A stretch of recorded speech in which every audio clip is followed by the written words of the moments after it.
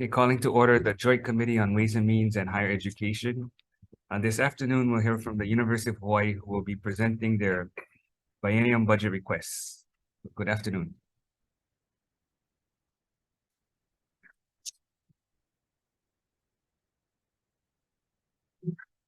Thank you, Chair, Senators. Happy New Year.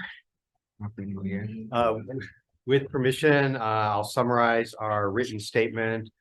Vice President Young will then summarize the budget materials that are presented, and then we will accept questions.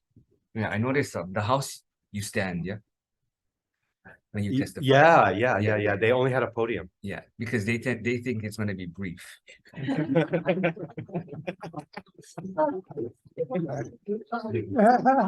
But in the Senate, you got to get comfortable.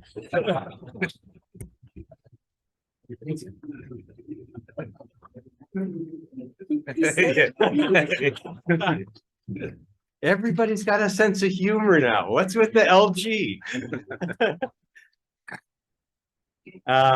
So thank you. The university, I think we're all very proud of what we've accomplished through the pandemic. Our faculty pivoted on a dime to provide education. Our students adapted. Our staff figured out how to provide the support and the infrastructure needed. Our administrators dealt with the constant wrinkles of changing pandemic conditions, and the federal funds really helped us find our way through without financial catastrophe or serious adverse action. So perhaps most importantly, we continued to make progress on pretty much all of our key metrics. Our students continued to graduate. I'll say a little bit more about that. Our research continued to flourish, and we continued to raise private funds as well. So one of the key things that's happened in the last year since we were here is that the Board of Regents adopted a new strategic plan. And I know some of you were invited to participate in the discussions preliminary to that, and some of you made it into some of the town halls as well. The university adopted a new vision, and we provided that in writing for you, that focuses on being the world's premier integrated higher education system for all of Hawaii. We adopted a new mission statement as well that focuses on the university's role of creating a healthier, thriving, and sustainable Hawaii with both local and global impacts. I will maybe just quickly summarize the key tenets of the strategic plan. We have a set of foundational principles that we provided you in writing, but the heart of the plan is really the imperatives. That is, what are we committed to do together as the University of Hawaii system? One of them is to fulfill our kuleana to Native Hawaiians in Hawaii. And I think what's most interesting about that, you have the language and the objectives and some of the metrics, is the Board of Regents really challenged us to go beyond the work we've been doing over the past couple of decades to increase Native Hawaiian student success, enrollment, and success. And we've done pretty well at that, more to do, but the last time I looked at the numbers, our Native Hawaiian enrollment across the UH system was about 27%, as compared to about 22% Native Hawaiians in the general population. And the numbers have been going up. UH Manoa has the lowest right now, but it's still probably double what it was 15 or 20 years ago. The board has challenged us to look at our kuleana to really help the entire state address the condition of Native Hawaiians, not just our role in higher education, but in health, incarceration, income, and then the work we need to do in environment, culture, and language. And I think we're pretty excited about taking on that challenge from our board. Another imperative is around promoting successful students for a better future. And I think for us, that is both about quantity of students who we educate with degrees or other certificates, credentials, is the general term we use. But it's also, we want to make sure that our students are able to contribute to society. One of the numbers that alarms me most in the state right now is the decline in college going rate among our public high school graduates. And that number went from about 55% down to around 51% at the time of the pandemic. And those are students who, if they don't find their way into some kind of post-secondary education and training, and it doesn't have to be a UH degree program, it could be some trade school or something. Without that, they are not going to be positioned well for a very fulfilling future for themselves and their families. We also want to make sure that we're doing more to inculcate innovation and entrepreneurship into our educational programming. Our third imperative is refines that beyond just educating students into a focus on workforce. And we know it isn't just enough Which to goal have. was that? Pardon? Which goal are you on? I am on imperative: meet Hawaii workforce needs of today and tomorrow. Okay. Eliminate workforce shortages while preparing students for a future different than the present. And we wanted to bring these two together. We want a better match than we have had historically when we've talked about just more degrees. We want more degrees that address the workforce needs, but we also want to make sure we're focused on the workforce we want to have moving forward, that these are the students we're educating today. And again, you can see some key metrics that we'll be tracking on that one. And the last of the four imperatives is to diversify Hawaii's economy through UH innovation and research. And in this area, we're looking at both our educational programs, which our students are educated in areas where that we've identified where Hawaii could have a more thriving economy than we do today. And we're also looking at those are areas of research where we think our faculty and students can create companies as well. We've laid out the objectives and some metrics here. I think what we've done in this one that we don't always do in our plans and discussions is we have identified specific hubs.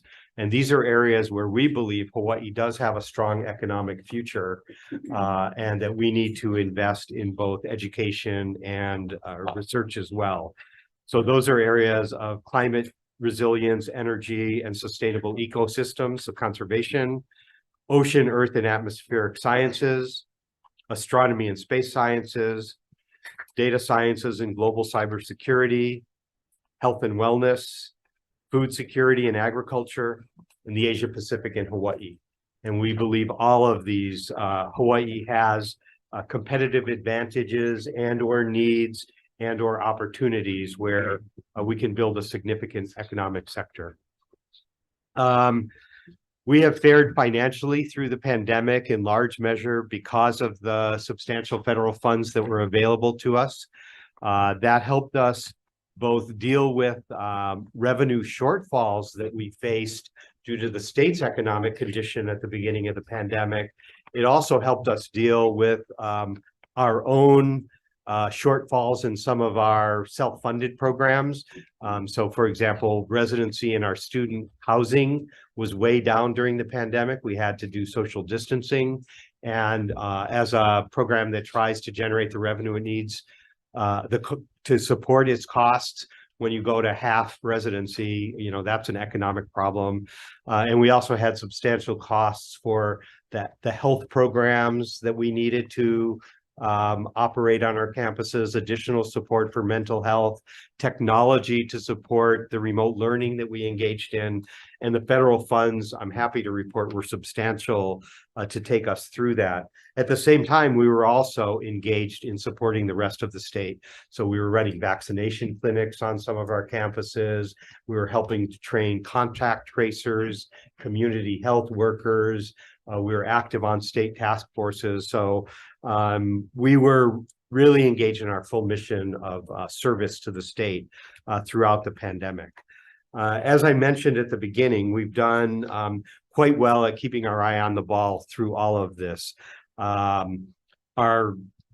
We have 10 accredited campuses. I think you're all familiar with our structure, and every campus had slightly different performance through the pandemic and now. But in general, our graduation rates, that is the number of students who are graduating in what we would call on time, meaning 100%.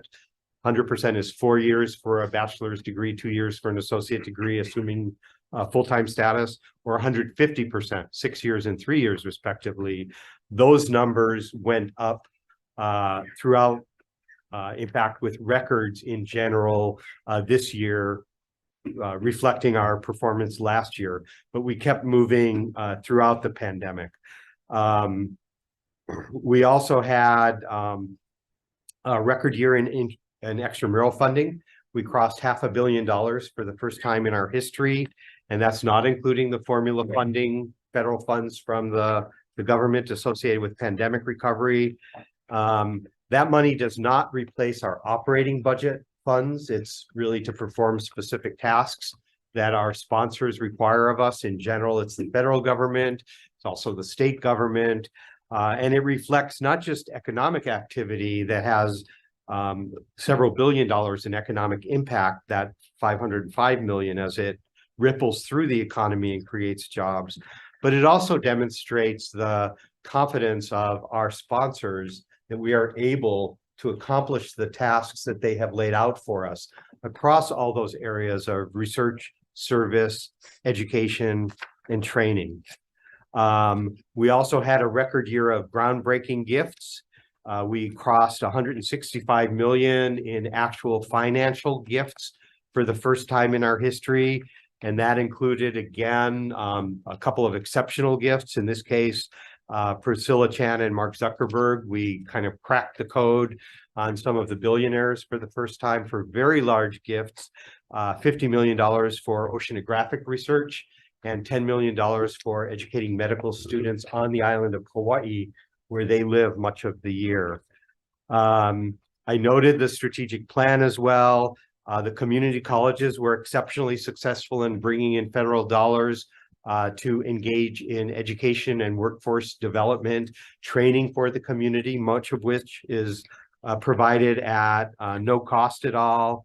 And our latest large grant, I will mention, speaking of areas of state need, is $20 million over 3 years in partnership with the Executive Office on Early Education to work on early education across the state of Hawaii. So we try to focus there on all of the things that Hawaii needs most. We feel good about where the university is. Maybe by the end of the day, not so much, but we're really happy with our performance.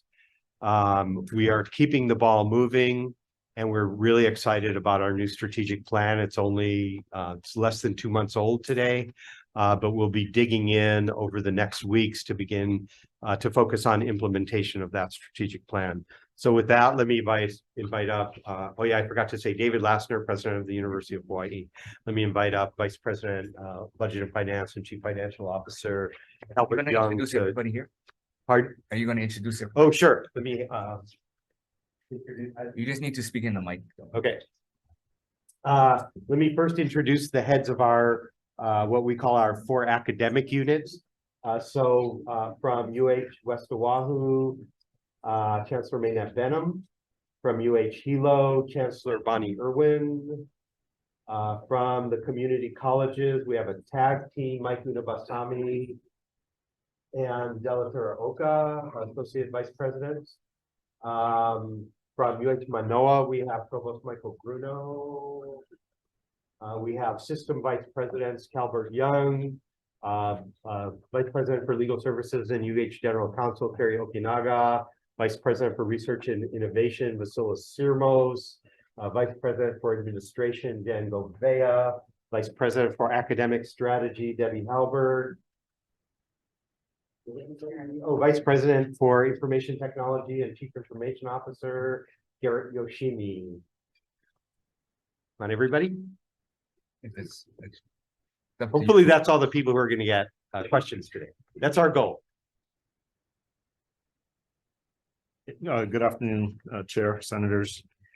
So I'm going to go over that portion in the prepared materials for you to lay out the budget request that's included in the governor's submittal, but also the portion that was the original portion, which is the budget that was approved by the University Board of Regents as part of the Ask to the Executive.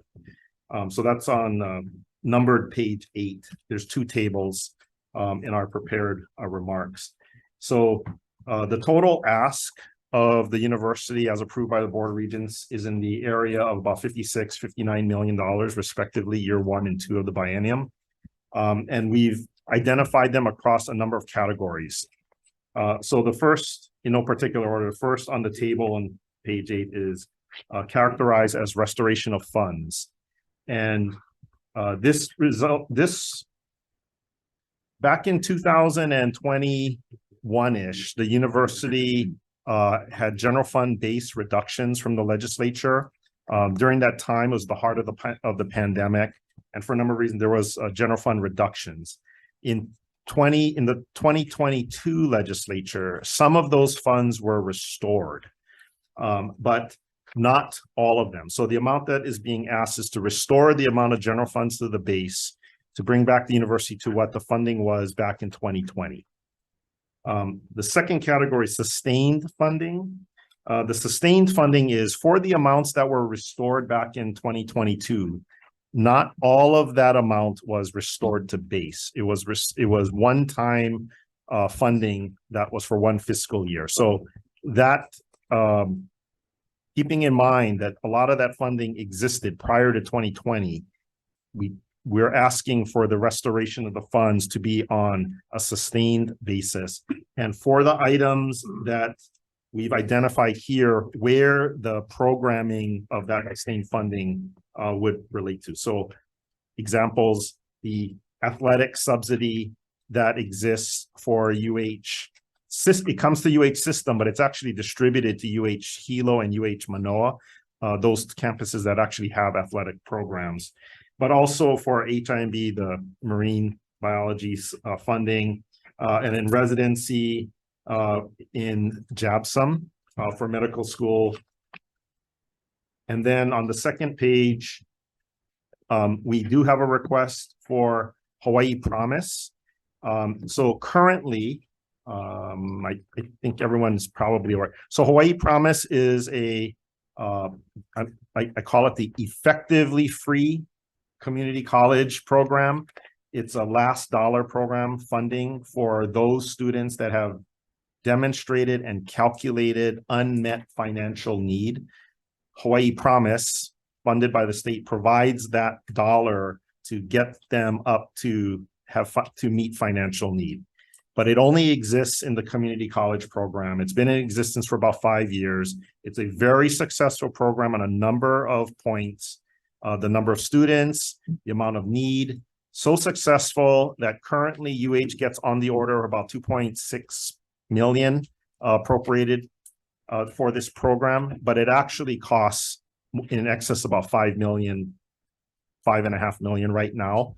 So for the last couple of years, community colleges has been using university funds to help augment or fill in to meet the demand in the program. So that's the portion of the 3.7 million that we're asking to help bolster the existing program at the community colleges. But we are also asking for Hawaii Promise to be expanded to the 4-year program, 4-year campuses where it currently doesn't exist.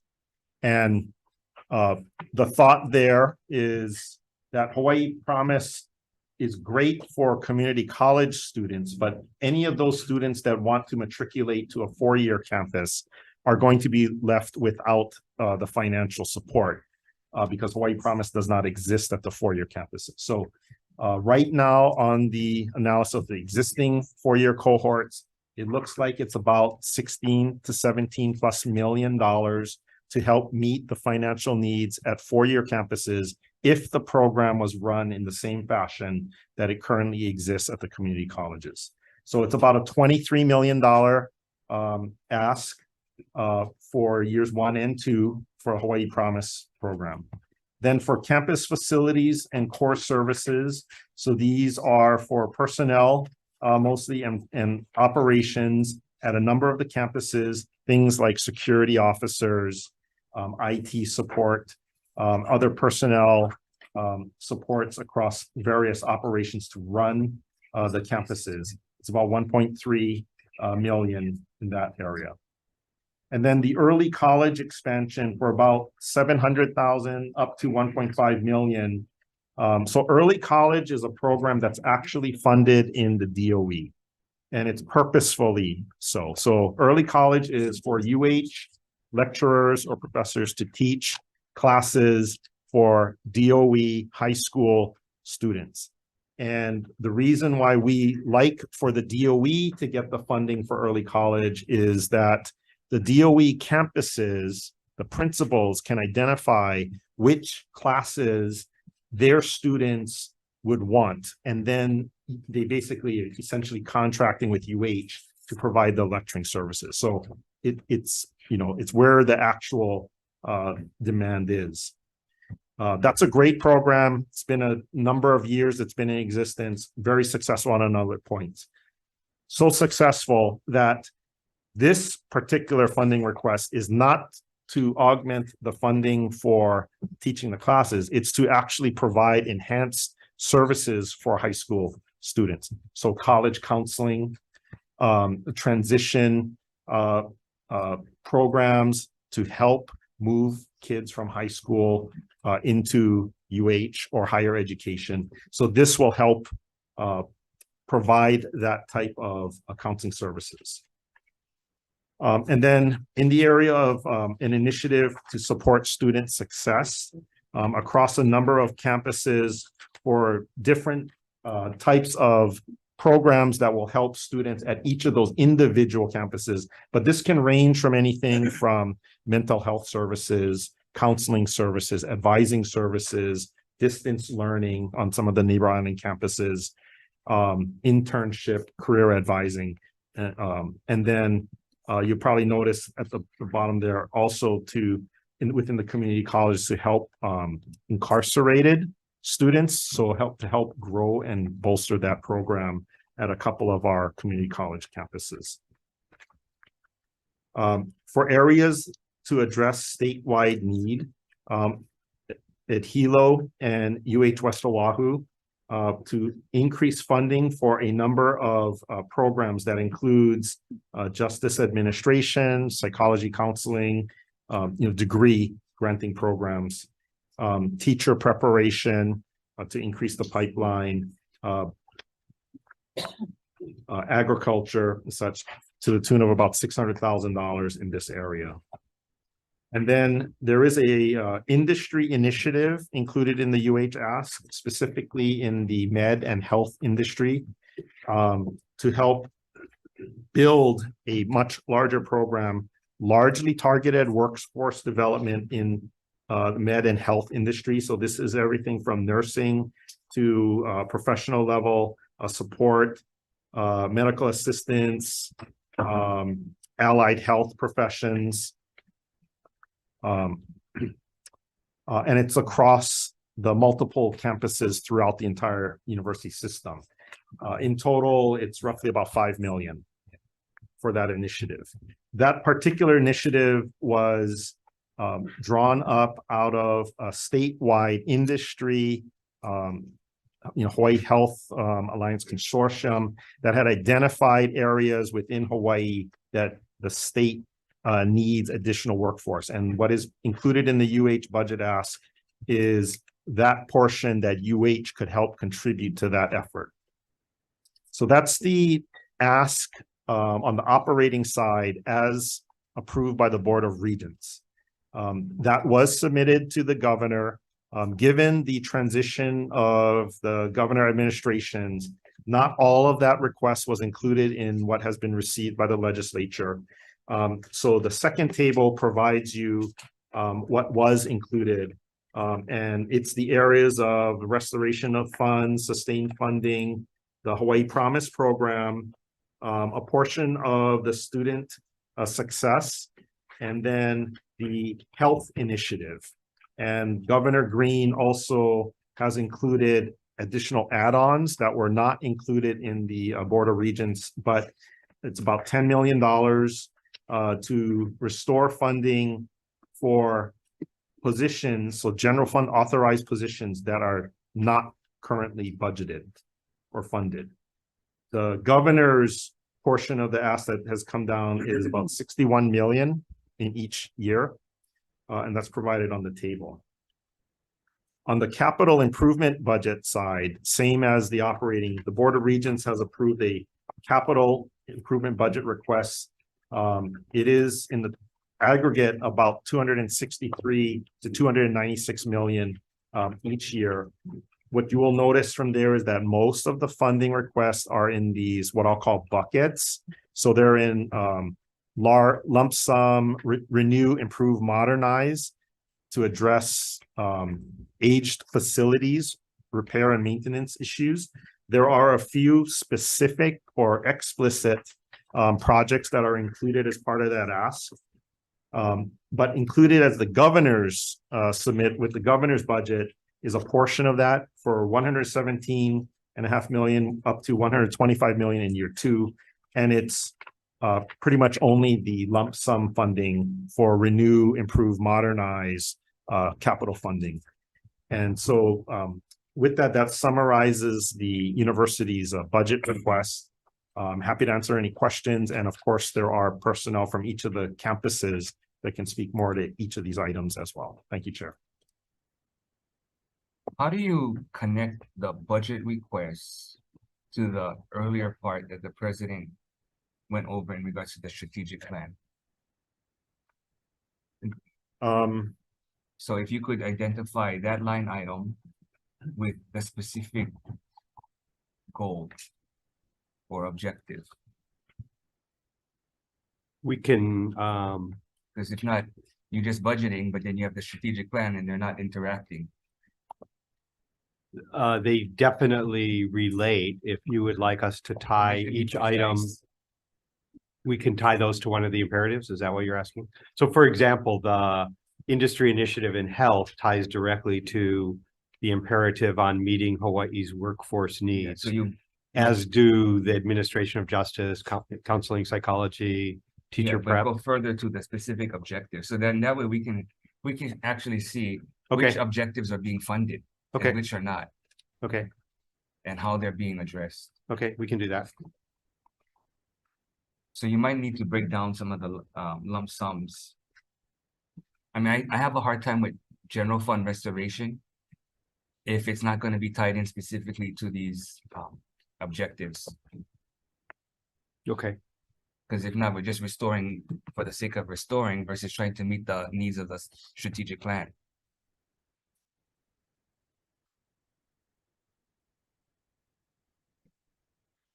Just a follow-up. Thank you very much. Yeah, I think we did 1 year and we didn't put it into the base budget because we wanted you to come back and justify those funds. And just by saying it's a lump sum restoration, you're not justifying the need, that the need still exists that it was originally intended for. And the needs have changed, that we want to see what that is. Sorry. Do you have metrics? do we have metrics? Can you share them? Sure, yeah. Because then that way we can see if the money that we put in previously Yeah, for some of so those we're in projects- transition from the last set of strategic directions to the new strategic plan. No, so I'm thinking. But we'll show you, you know, our accomplishments in student success, research and innovation, graduation outcomes. Okay, so for instance, even like the Promise program. We have data on the success of the Promise program. And then specifically what that new request would be. Okay, Just on the family funds, the Promise program.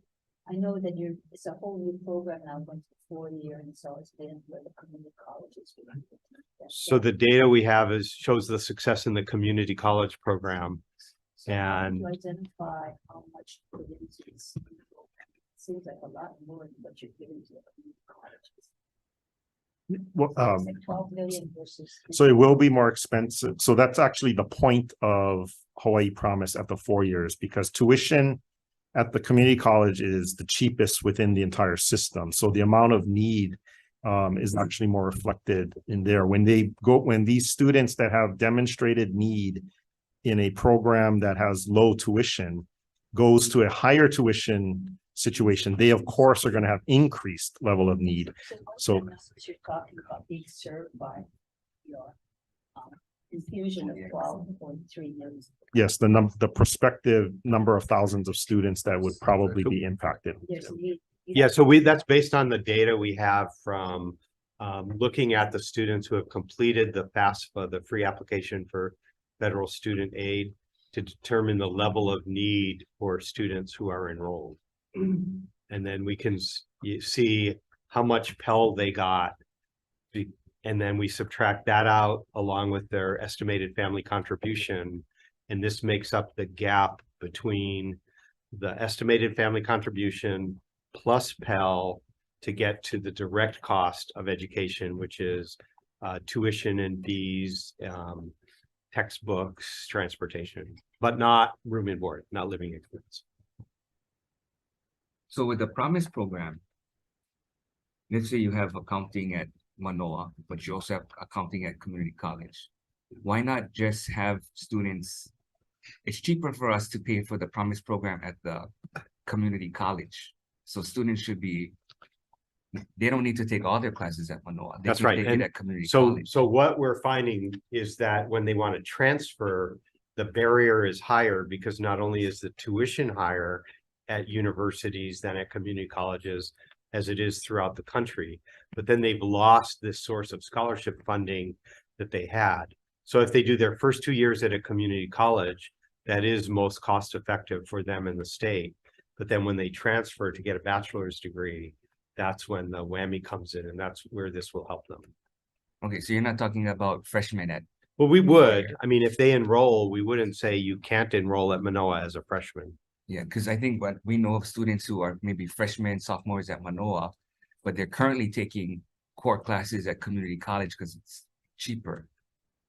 So why not try to promote that instead of us funding the more We expensive? actually, one of our initiatives under the imperative on increasing students is, and under the foundational direction of looking at working together as a system and managing our resources, is actually to do what we think is nationally groundbreaking work on how do we do more sharing of courses between.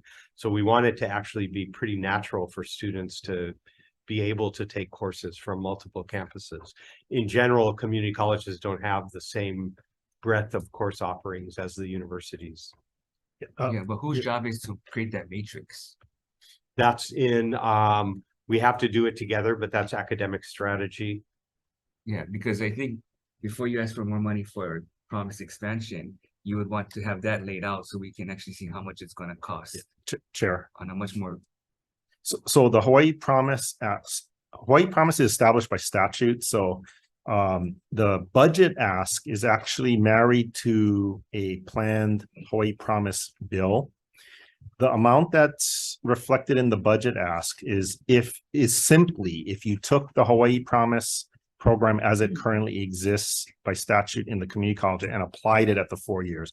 So I think of it as this is like the top order of magnitude. We've previously done these bills in prior years, and a lot of the legislative discussion is, as you've mentioned, how should the Hawaii Promise program look at the 4 years? Is it all inclusive? Is it junior, senior only? Is it particular degrees? Is it, well, so I would recommend that you think of it as if you just took the whole ball of wax and just applied it here, this is the price tag basically. But if you do, as you've mentioned, if you skinnied it down, made it different, it would come down from this, but it would look different, right? And that would have to be established by statute. We have a bill that legislature would be working with in terms of how you formate that Hawaii Promise program. Yeah, but this is as a starting point for a discussion, if you just took it as it currently exists and applied it. Yeah, but I think we would want to make sure that that integration and synergy between all campuses are completed first, so we know the real amount of what it should cost for Hawaii Promise versus giving you the optimal amount. Well, right now, the idea that if you're a student, you must take a class, a freshman or sophomore class at a community college. That would have to get spelled out. I mean, that right now it's, if you were a freshman or a sophomore, you wanted to get Hawaii Promise, you would have to be a community college student, or you would have to take it at a community college already. Well, currently we only fund community college. Though, Right, Promise right. program. So then if we just leave it there, then that would occur naturally anyway for you. But only to the extent that they are taking it at a community college. They wouldn't be able to get to a bachelor's degree through the community college. What percentage of those in the community colleges on Promise go on to 4-year here in Hawaii?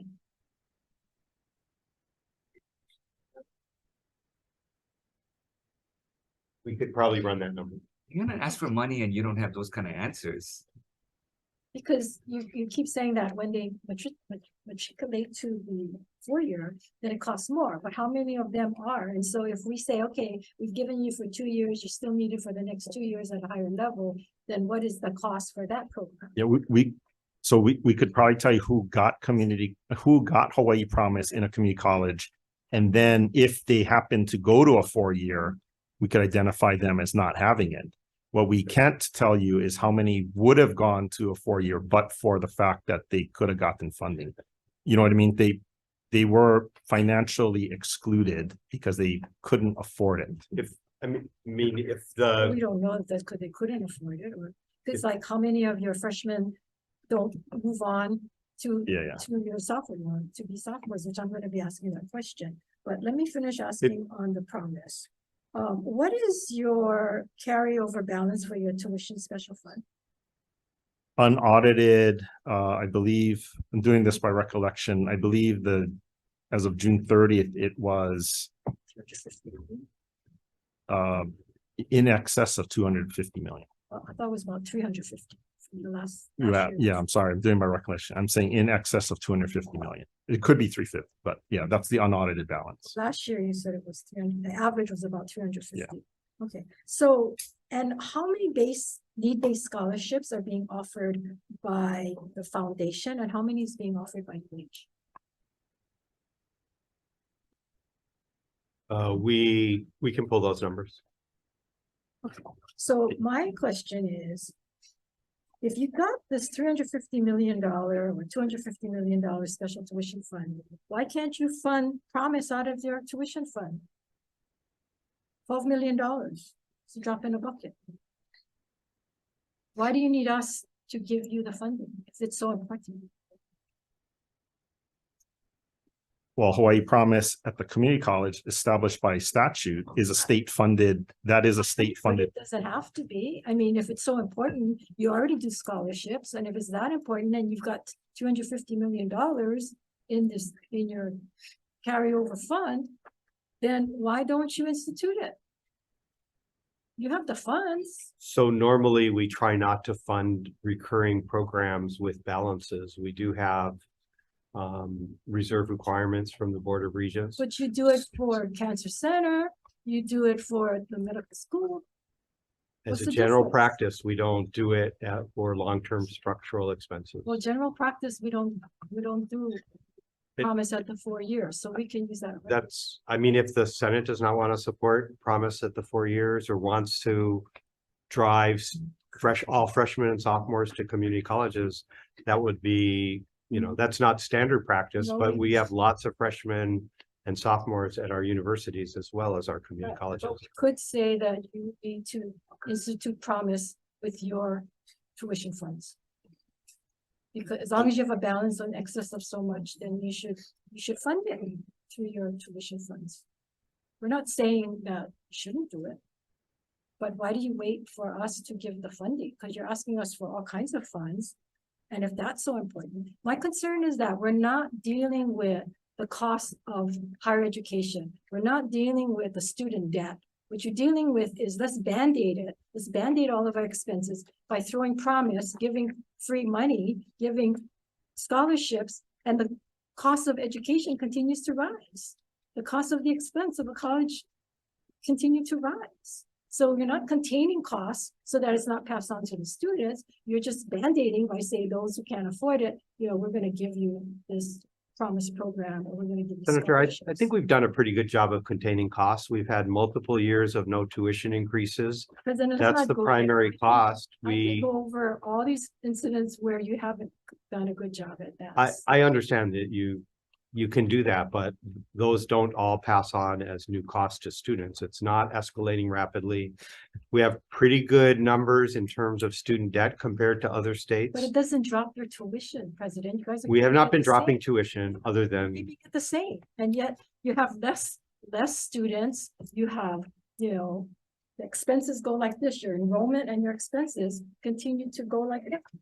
So Yeah, that's a I guess concern. I would say that, UH has already demonstrated that it is committing tuition funds towards augmenting Hawaii Promise, right? Because the amount appropriated for Hawaii Promise is less than the amount of demand. So right now, community colleges they have been using to the tune of about 3 million a year, using tuition funds to meet the demand for those students in the community college that by statute have access to Hawaii Promise. So So, you've already done it. so you it is, do it at the 4-year, right? Without a statute, correct? yes, and and we are still asking for the state to take a look at this program about expanding it to the 4 years. But I what think- if, what if you turn this whole thing backwards, where you don't have to get your bachelor's from the 4-year campus? Because Maui College already has how many bachelors? 3. So the critical bachelors that you identified in your strategy, some of those maybe should be at community college. So, I know the vice president wanted to propose getting your bachelor's in education at Leeward because now they have a school of education within their campus. So I think we should be looking at it more creatively, just instead of only having the bachelor's program at Manoa or West Oahu, where it is more affordable. So all of those workforce development components that we know that the state needs, cybersecurity, all of these things, why not have those opportunities at the community college? Wow. So, I mean, there's a couple things going on. One is the community Because colleges. you're the president for the system. I am So you should be thinking that way, not just only for Manoa. not thinking only for Manoa. Well, you also have that title What title? for Manoa. You don't Chancellor. remember? I do not have the title chancellor. Manoa, I thought you don't, No, there is no chancellor at Manoa. right. Yeah, you are it the falls cha- under are the you. assistant I'm the chancellor. CEO. Yeah. Let's start here. Yeah. Either way, if you want to play cute, but you know what we're talking about. Yeah. So I think that would be a better use of our dollars, is to look at it that way. You already have precedent with Maui College. Do you have a sheet that shows the student enrollment for the last 3 years on each campus? That was not one of the requested materials, but we certainly have that. We just did a presentation for the Board of Regents in November. Where we laid out the multi-year enrollment in different categories at each of our campuses. We can provide that to you. So off the top of your head, can you tell me if the campuses have all increased or decreased? No, nationally, community colleges have decreased across the country. Regional universities have decreased across the country. At UH, Manoa has held pretty steady with some decreases at the beginning of the pandemic. This year increases, but this year we've had the largest entering class as a system in our history. With each campus has a different look at that. So if you want to see it campus by campus, we have to give you 10 sets of numbers, right? Yes, And we I'd can like do to that. see. Yeah. Thank you. So speaking of the highest freshman class, 3,106, right? Approximately. Of that, how many go on to become a sophomore? And then how many go on to graduate from that class? I mean, if this is not in the tables that you requested, so these are complicated tables, but we have them online. We can either point you at the websites or we can print out the numbers for the past years of how many students have gone on from freshman to sophomore, sophomore to junior, junior to senior, when they graduated. We track back about 8 years of classes, so we can track how many have graduated within 8 years. And those are the rates that I mentioned to you that are improving in general across the system. Okay, They're not yet where we want them to be, but Sorry, they're yeah, improving. I think So- these are published online, but I'm trying to pull it up to have it, but. But I'm it's told gonna that- be each 10 campuses. I was told that freshman class enrollment is up, or retention for freshmen to sophomore, they lose 40%, which is the worst percentage of the nation. You heard 40%. And it- Okay, you then cannot I think, retain these you want me students. to find that one for you? Is Yes, that, do you know which campus that was? It's just freshman class enrollment is up, but retention from freshman to sophomore lose approximately 40% of the freshman class or thereabouts. We can give you that for each of our 10 campuses, Senator. UH Manoa has a graduation, our 4-year graduation rate is 44. So if we lost 40% of our students in the first year, we would certainly not have a 44% 4-year graduation 44% of what? 44% of the students who enter, of the students who enter, graduate within 4 years. So we for the freshman obviously, class of, well, we can't answer the current freshman class until next year. so So the that's why I freshman say- class of 4 years ago, the percentage is, yeah, 44% of them graduated.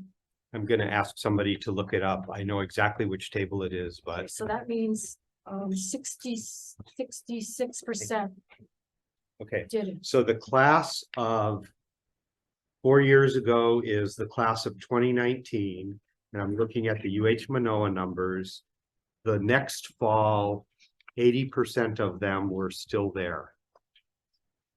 So that's twice what your source told So you. 20% is not retained. 20% is not And retained. then in the junior year, So for that class, 69%.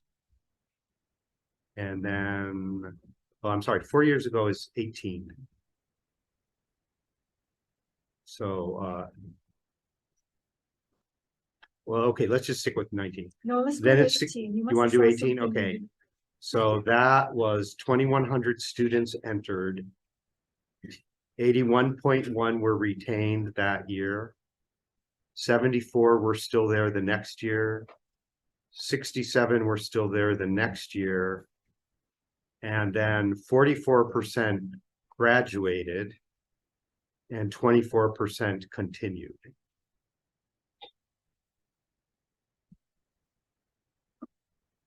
This is of the 2,100, right? This is of the 2,100. This is the class of 18. So can you submit? the next Absolutely. 4 years? Yes, We'd like absolutely. To see that. These are public websites. Okay, I just want to go back to your imperative, meet Hawaii workforce needs up to the end tomorrow, going back to what I was talking about. So how do you plan to enhance non-traditional offerings? Including micro-credentialing? That's what I was trying to go back to with the community colleges then. Because somehow this has to match your budget, which if you want to give more money to the 4-year campuses, but I'm not sure how that matches these objectives. The micro-credentialing is going to happen there, Everywhere. every campus. It's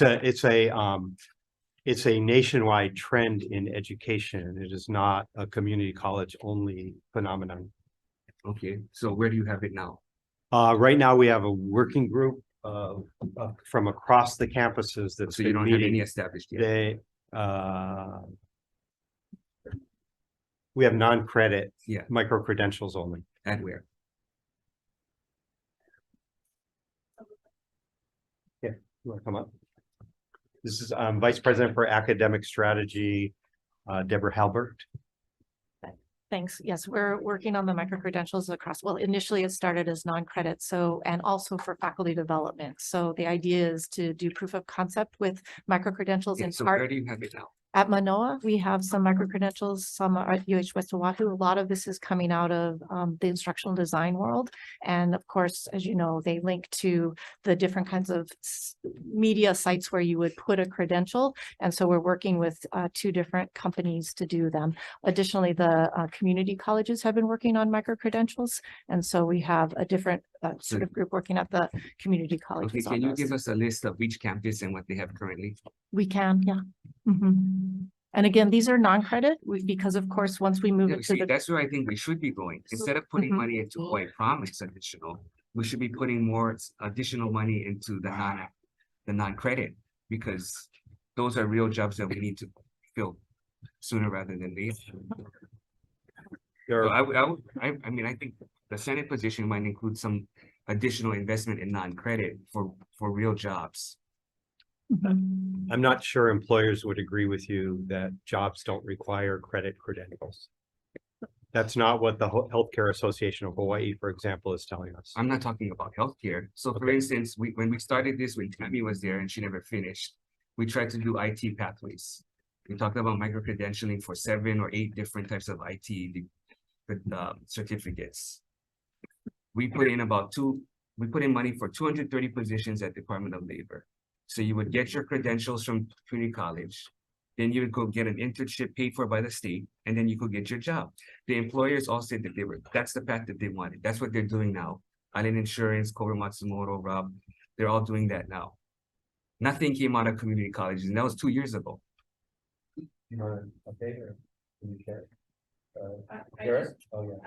in Debbie knows as well, we've been working with sector partnership. The employers still want the. Huh? Yeah.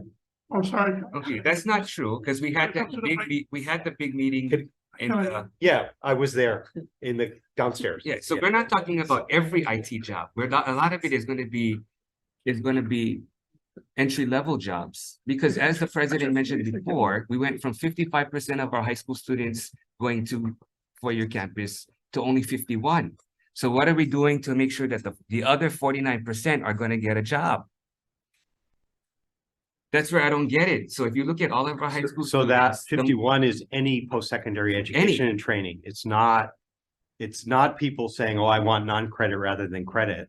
That's the number who do anything. So if you went to trade school, non-credit private trade school, that's included in the 51 or 55. yes, all I'm saying is we have to provide additional opportunities. I don't disagree. For those that don't go. It's So if we can- all of the above, no So if we question. can fund more. Yep. Early college for non-academic, that will help us with certain types of jobs. Dave, you mind if I Yeah, jump in? please. So, Gary so- Yoshimi is Vice President for IT, Chief Information Officer, and he's been working with the IT Sector Partnership Group. including the work that you folks helped fund last year in the internship area, as well as, surprisingly enough, this is an area that's of high value to all of our Hawaii employers. We all have the same issues, and, in the past, many of us would have just stolen from each other. But one I of the don't need issues. status, I don't need a long story. Yeah, so sorry. So one of the issues in particular, as you said, the gap area, where we have people say that are graduating from our community colleges or even graduating with incomplete degrees. What we're looking to do in the gap area is not just do the full credit programs, but also to provide non-credit training and internship opportunities together with our Hawaii employers to build that pipeline of a pool that's stronger for all of us. So that's actually part of the stuff you folks funded last year. We've kicked that off, and we're actually seeing a very good success rate. One of the things we're tuning through this process is working with the employers to figure out exactly where the gaps are in our candidates, as well as what they are looking for in their employees. And I think that the experience we're getting in this, working with not only the university as an employer, but also with our private employer partners, is to make sure that we can fill the gaps properly and then figure out how to basically shim in their credentials as well as skills, to increase the value to our employer. How many people in that program and what's the outcome? So that's the program I'm talking about is our Leap Start program, the one that we talked about last year. We have about 24 people that are in the program now, which is a mix of both student employees as well as recent graduates. We're using a combination of employee types. We boot camp them through ITS, through our own employer startup programs. And then we're working with right now a set of 5 or 6 private employers to place them in rotation as part of the program to figure out. We're also looking to figure out what non-credit industry training is high value for those folks. So we can keep putting the right kind of training in front of them to create high value for the employer. And are they getting the jobs at the end of the training or what is that? Yeah, the so- agreement with the employer? So far, even though we're early into the program, of a total of about 24 or 25 that we've started in the program, I think 3 or 4 are already placed. The program was intended as a 2-year program. And the idea is as you go through rotation, if you have a fit, the employers hire them right away. And we have a small number, we're just starting, but we have a small number where that's happening. And then where it doesn't quite fit or they need more experience to get built, we rotate them through additional boostings. So far, I'd say so far we've been really successful. It's still small, a couple dozen, it's not a huge number.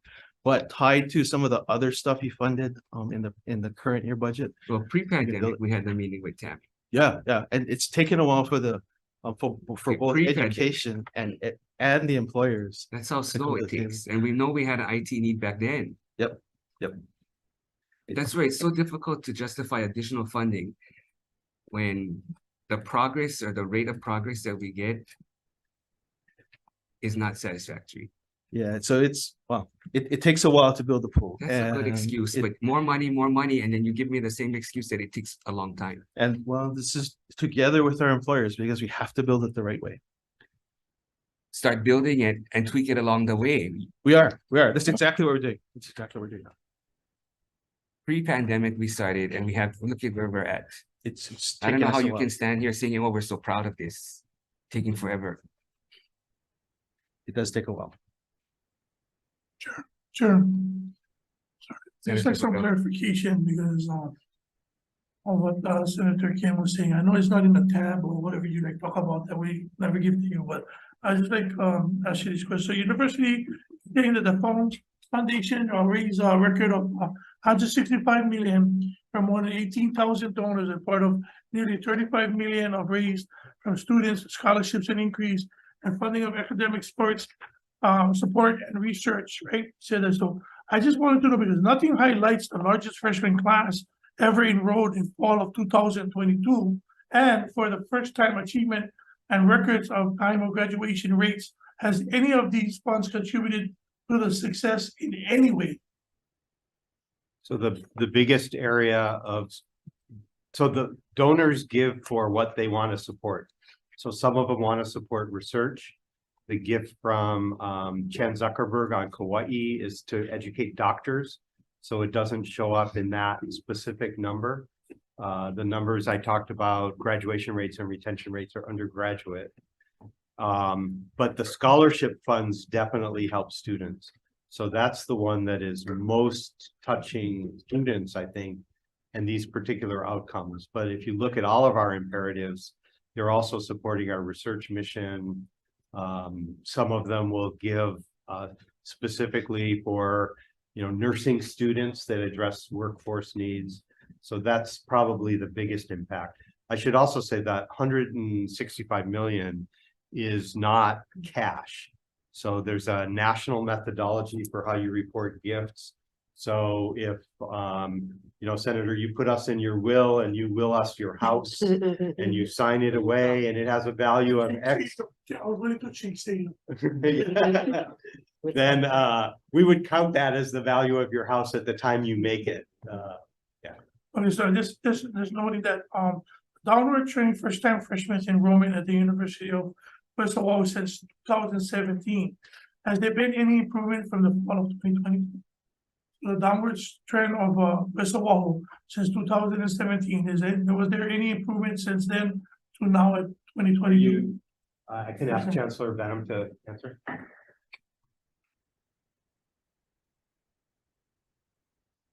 Thank you for that question, Senator. Yes, it has improved this past year.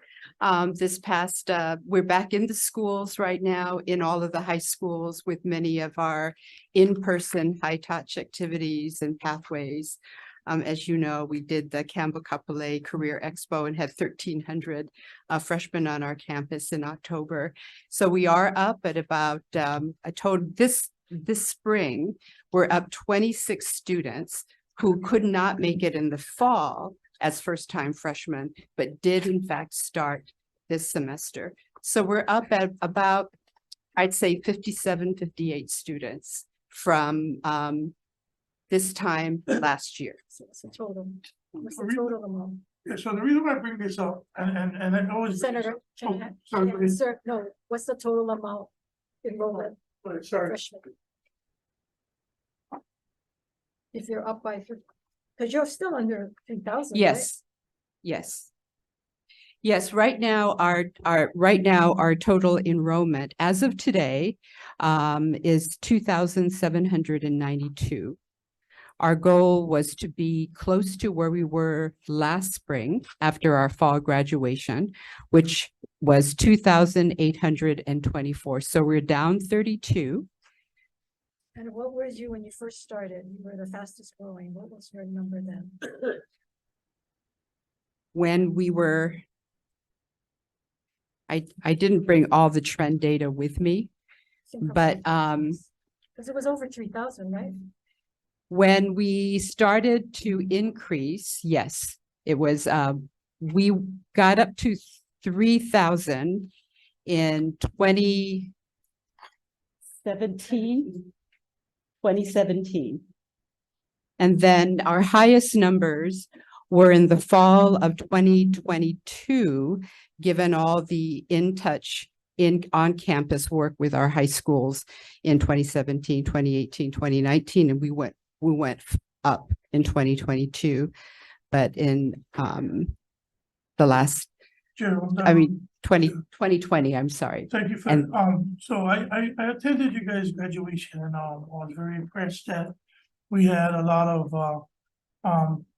what been said, since I was on the neighborhood board, the problem that I have is that the opportunity for West Oahu with, hotel management and, nursing and getting into the medical field. This is what, I guess, Senator De La Cruz was saying, with the upward trend and going to be going up and the need on West Oahu. Why right now again, and I don't know the structure because I never bring the tab, but what I want to ask you guys is that because of you guys' increase, does any of that shortfall would be because of not having enough funding for professors, teachers, whatever it is, or space going forward? Because I say this very as calmly as I can.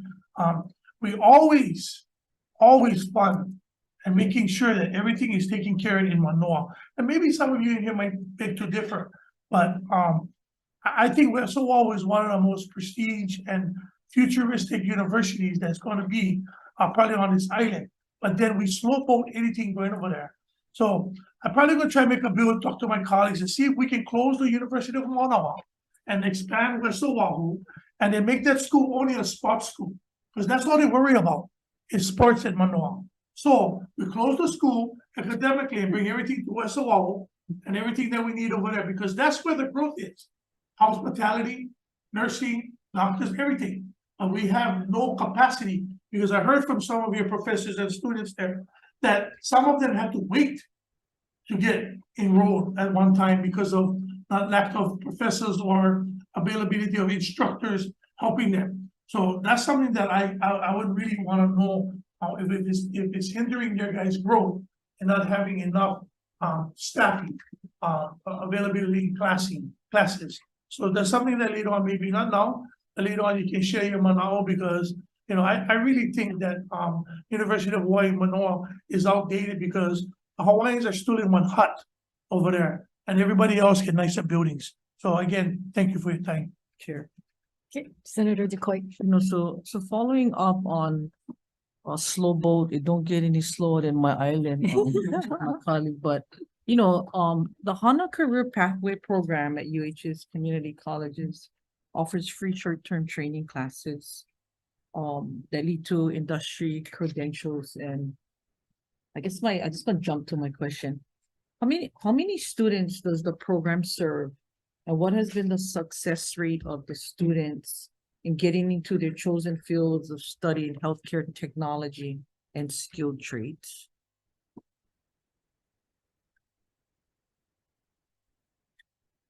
Thank you. I don't have that data with me, but I'm more than happy to provide that for you. I know that it's working well, and we're trying to expand it. We'll be soon doing the Good Jobs Hawai'i kickoff, January 30th, and it's to expand on that work. So for the past 5 years, how many because I was looking at the nursing and stuff that you folks do at JABSOM. For the past 5 years, how many JABSOM graduates have decided to stay in Hawaii and practice after completing like the residency programs, and how many have we lost? Call up, this is Interim Dean of JABSOM, Dr. Lee Wei Kunseo Lam. Aloha, Senator. Thank you. So for JABSOM right now, so with medical school is 4 years at JABSOM, and then, we have 19 we have 9 core residency programs, and then we have an additional 9 fellowships. So you have to finish your core residency program first, say in medicine or pediatrics. And then if you want to specialize and be a cardiologist, a heart doctor, then that's an additional 3 years. When we look at the data, both from the national, then we get a national scorecard from the Association of American Medical Colleges, as well as our own internal data. If a student does both their medical school and their residency here, our retention rate is about 85%. And with the students that have to go away for their residency because we don't offer that specialty, what we're seeing in 10 years, meaning 10 years from the time they graduate from JABSOM, what we're seeing is that in certain specialties, we're getting them back. So with surgery, with many of the medicine specialties or pediatrics of specialties, a lot of them are actually returning home. So I don't have the exact number, but it's quite high. It's very refreshing to see.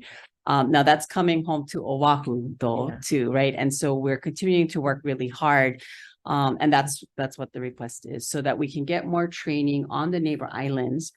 And so with the money that you folks gave us last year, in our base budget, we have we're budgeted to pay for an additional 20 residents this academic year, who will be able to do rotations on the neighbor islands. And that is in many specialties. So pediatrics, OB, internal medicine, psychiatry, and then, and also surgery. And this is on all islands. So I know that we've been during COVID, we've been doing a lot of outreach. And we've been doing it through funding that was given by the legislature to grant and aid to nonprofits.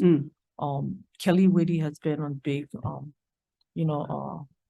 support for that. And what I wanted to know is, with the JABSOM funding at the 1.8 million, how many more JABSOM graduates do we need to at least meet the needs of our physicians in the next 5 to 10 years? And what additional resources do we need to do this in order to bring them back to Hawaii? So we've had individuals that have left, and the challenge was trying to come back and place back. Right. No, great question. So even if we were able to expand to 100 students per year, unfortunately, without being able to really expand the residencies, that alone will not fill our physician workforce gap, because currently we're about 700 FTEs down. However, we are working with our health system partners and with the loan repayment program and other things to try to get the students back home. So for us to actually even be able to expand to 100 students per year, we would need more than what we're asking for this year, because in order to expand medical school, regardless of, and especially in the neighbor islands, you need faculty.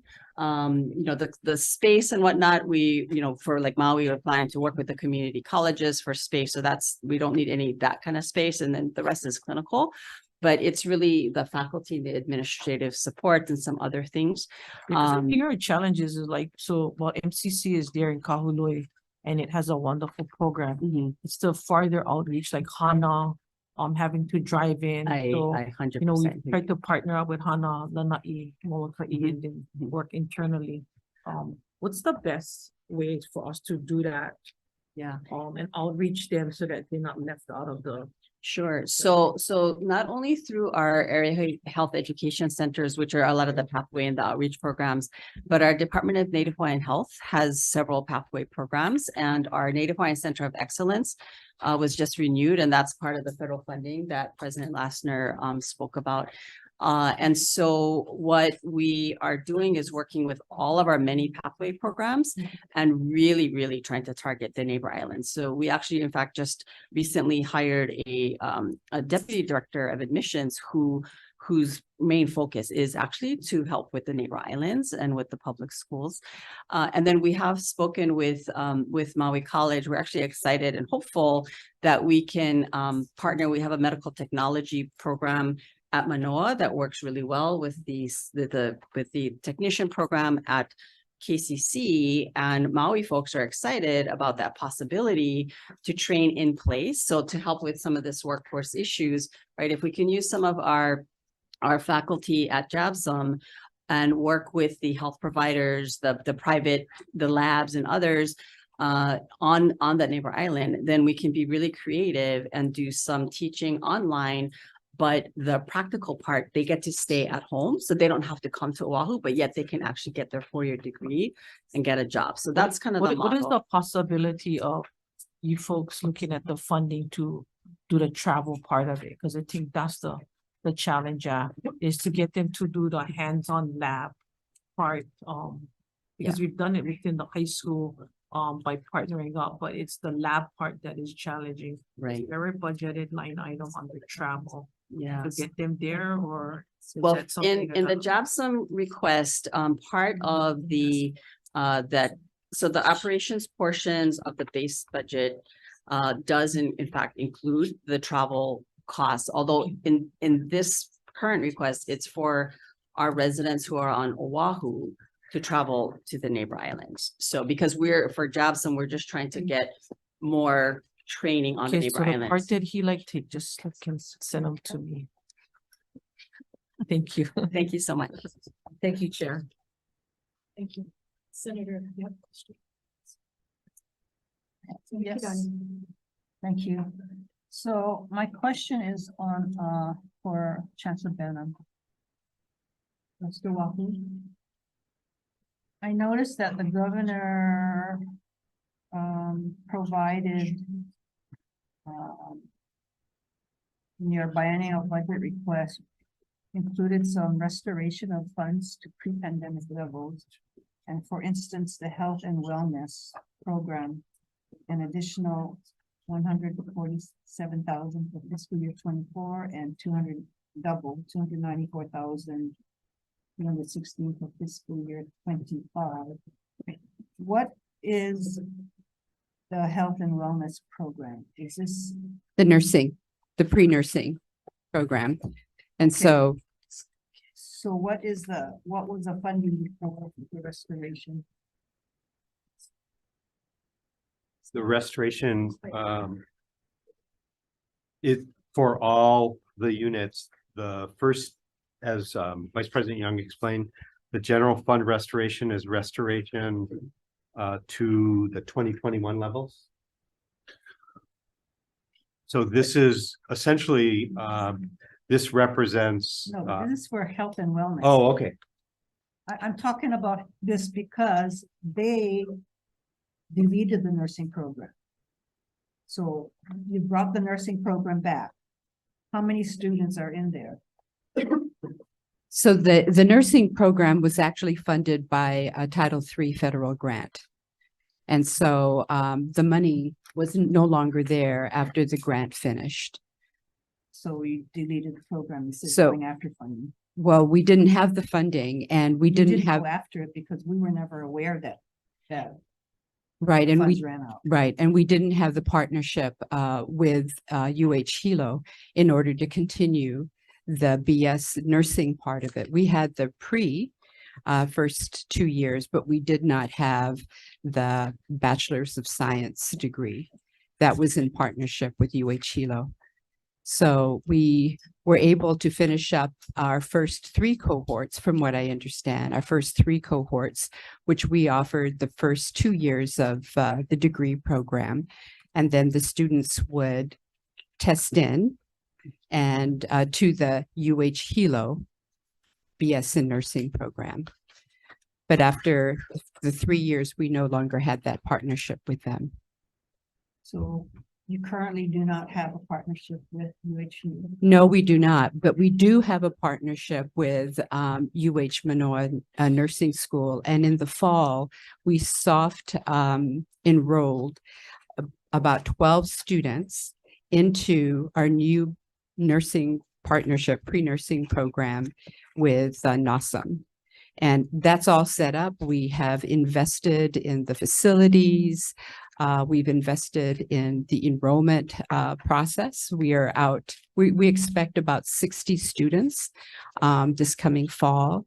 The program has all been set up. We worked really hard on it. The faculty did, along with the faculty at UH Manoa School of Nursing.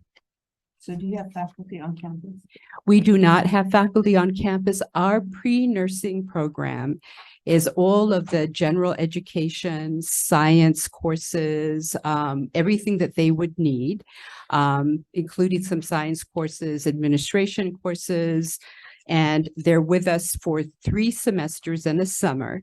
And we get them all prepared to take the tests that they need to take in order to be admitted into the BSN, which happens in the 4th semester, and it's fully taught at UH West Oahu. And right now we're working on clinicals in all of the different facilities in our region for the nurses. But you have for the pre. No, that's in our biennium budget. In our because we don't have the faculty for for more of the course work that we need to provide. Right now, we are relying on Manoa, but we do need, I believe we have 3 faculty. This is the health and wellness request, I believe. I believe so, right? Yes. Yes. Yeah. So we have actually 4 positions. One is more in the area of administration, and the other 3 are specific to the pre-nursing pathway. And right now we have folks that are teaching that are temporary. So we are investing in that. They're lecturers and they're temporary employees this year. Requisite courses that their nursing students need, are they being taught at West Yes. Oahu by faculty on West Oahu? Yes. Okay, so they're not being whatever. They are at West Oahu. Yes, they are physically at UH West Oahu, and everything is on campus and in person. Okay, so explain the restoration of funds, $147,158. What, they're restoring only that much? That's a new initiative. That's the industry. No. Yeah, that's one of the new initiative numbers. Oh, So okay. the 147 is essentially, if I can, to recreate the Hilo program that was federally funded, that stopped for multiple reasons, but to recreate it with UH Manoa. And this is the West Oahu portion of that program. So it's being piloted now, and this would allow us to continue to launch over the next 2 fiscal years. But I don't understand, like, 147,000 for your health and wellness. That's a program. 6-month. 6 months, and then the Yeah, next because year. we try to not, we know if we say 3 So positions. is it just one instructor providing all those courses? I mean, it seems low to me, I guess. So I'm trying to do. So it's 294 for the full year. It's 294 for the full year, but I think when the money comes in, So we how many actually just, instructors is that paid for? Do you have do we know what was in the request? It's for 4 months, right? 4 positions. 4 positions. No, but what the senator is asking is that why in the first year are we asking? for Because for 6 we- months Funding. It takes that long to get started, so. So- Yeah, so we only bake in 6 months of salary in the first year of a new position. Our typical So practice. how many students are in the program then? Right now, well, because we soft opened it in the fall. So we have a pilot of, I know for sure 9, but we have 3 other students that are also health professionals that are in that cohort as well. So they're more allied health, but they're also in that group going through that cohort as well. They might flip over into the pre-nursing program. And so you're hoping for how many come next year? So from what I understand, from our enrollment management people working in the high schools like Waipahu and whatnot with, and Kapolei, we're looking at least 60 applications coming, 60 to 80 applications. Our work with NAWSM is that we would like to have upwards of 60 students going into the program. But I will say that, you know, I visit the campus often. And most of the time you're not there. I walk through and the campus is still empty. It's like a ghost town. Which leads to my question on how many full-time students are actually on campus? Currently, we have about 27% of our courses offered on campus. And then we have a combination of blended, which means that when someone is teaching the course, half of it is being taught, I mean, at the same time, there are students that are in person and students that are online. And then there's hybridity, which is different variations, but there's a portion of the course that's actually taught on campus. And then there's fully online as well. So We are working hard. 27% are being offered on campus, but how many students are actually on campus? And that's a low amount. because At prior any to- given time, I would have to get you that information. We just started up again this spring. We'll have the modality chart. Yeah, We have a so chart, we, excuse me. yeah. We can just give somebody a minute. Because prior to the pandemic, you had a higher rate of, you know, or should I say a lesser rate of what was being offered online, and more of it was done on campus. Yeah, prior to the pandemic, this particular campus had about 36 to 40% of its sections offered online. And that was because of the historical before, when it was just a junior, senior, higher, you know, upper undergraduate level program, when it provided a lot of hits to neighbor island students and across Oahu. So it maintained, you know, that online Well, experience. Yeah. Chancellor, it's very, and this is Can not I give just you the for data or? Yes, go ahead. Okay, so as of so going back, right now, 68.4%, this is West Oahu, are completely online of the students. 68.4% of the students are completely online. 27.8 are at least one online. 3.7% are no online. And we have this data for every campus, and our And this is the, pictures look pretty much like the national trends. Everybody went completely online at the time of the pandemic, and they're very slowly, I mean, you So can't really this- see this, but we can show you pictures. so It's this kinda interesting. is 3.7% no online of the enrollment number. This is head count. This is of the current UH West Oahu, I'm sorry, fall 2022. You can Fall use it. 2022. Pardon? You can just turn that on and connect it. You can turn that on and connect it. Okay, I don't need to see. So that's fall 2022 numbers. We don't yet have our spring 2023 modalities. And we just are putting that together right now to present to So the maybe Board of you can Regents. Yeah. submit- Cause Yeah. you can submit the many courses. Yeah. How many on each campus are being offered online? And I was saying earlier, We- just before that, Chancellor, since that we have taken visits to West Oahu, and it was very disappointing to see how empty the campus is, how the new science building or life science building, like there were no classes being done. I mean, we spent millions of dollars on expanding the campus and putting in these buildings, and they're empty. And then I see, according to what submitted, the amount of property that we're leasing. You know, we're spending money on leasing property for other programs, and that when we have empty classrooms, empty buildings throughout the university campus.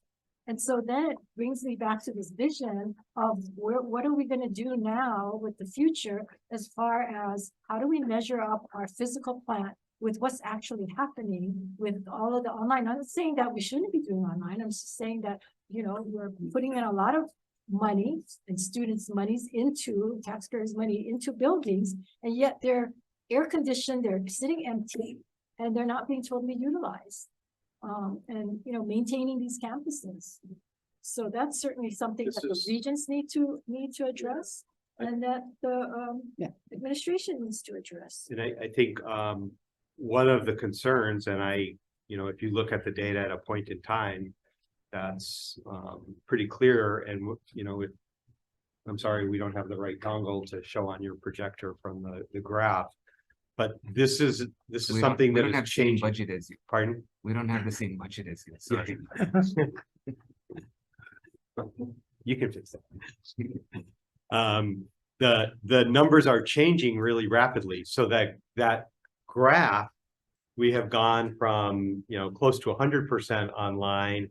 Now it was the 68.4, whatever I just said, and that curve is going down. We do not know where it will stabilize. So we know the numbers are not going to go back to 2019, but we don't know where they will be in between. But if you're only offering it online, they have no choice. They'll get up and take it. So, I mean, it's like, you know, what are we promoting? And if the chancellor's not on the campus a lot of the time, I mean, it just shows where we're going. So I think it's imperative upon the leadership to make that decision, that are we going to put emphasis on bringing back the students to the campus, or are we going to be more online? And if we are— If I can give you an anecdote though, this is from Leeward Community College, which is actually more online than UH West Oahu right now. Those students are slower to come back physically. And when I talked with that chancellor, who's not here right now, he said when they open a section online and a section in person, the students are filling up the online section. So there's a large part of this. Talking about. She's talking about the leadership of the campus being on campus.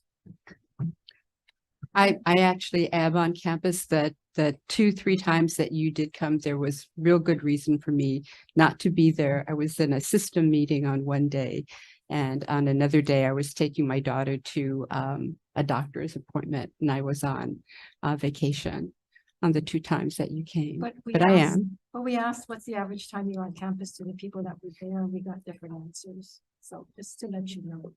Okay. You know, Thanks. just being real honest. Sure. Can I just finish up one more Sure, thing? please. So the other concern is that while all these courses are being handled online, by the way, I watched the hearing yesterday, and I was surprised to hear that, and it happens to be my son, but saying that his office manager has to take a 2:30 class. He has to leave here and go to a 2:30 class. That's the only time they're offering this class.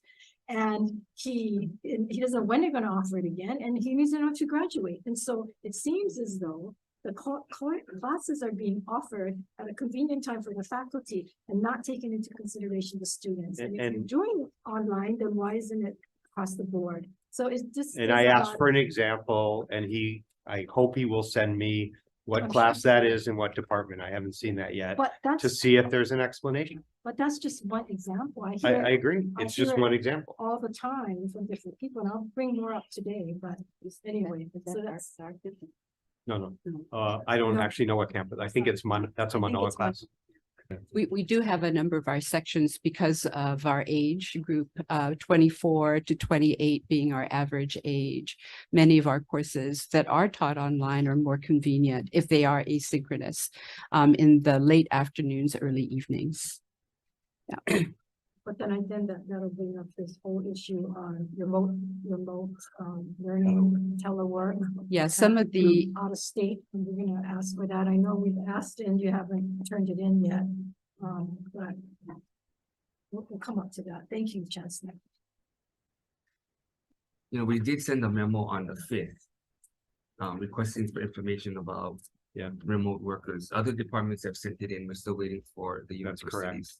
So can you at least Maybe explain? let me ask Vice President Govea to come up and we can talk about our policies, our data, No, why and the work we're doing.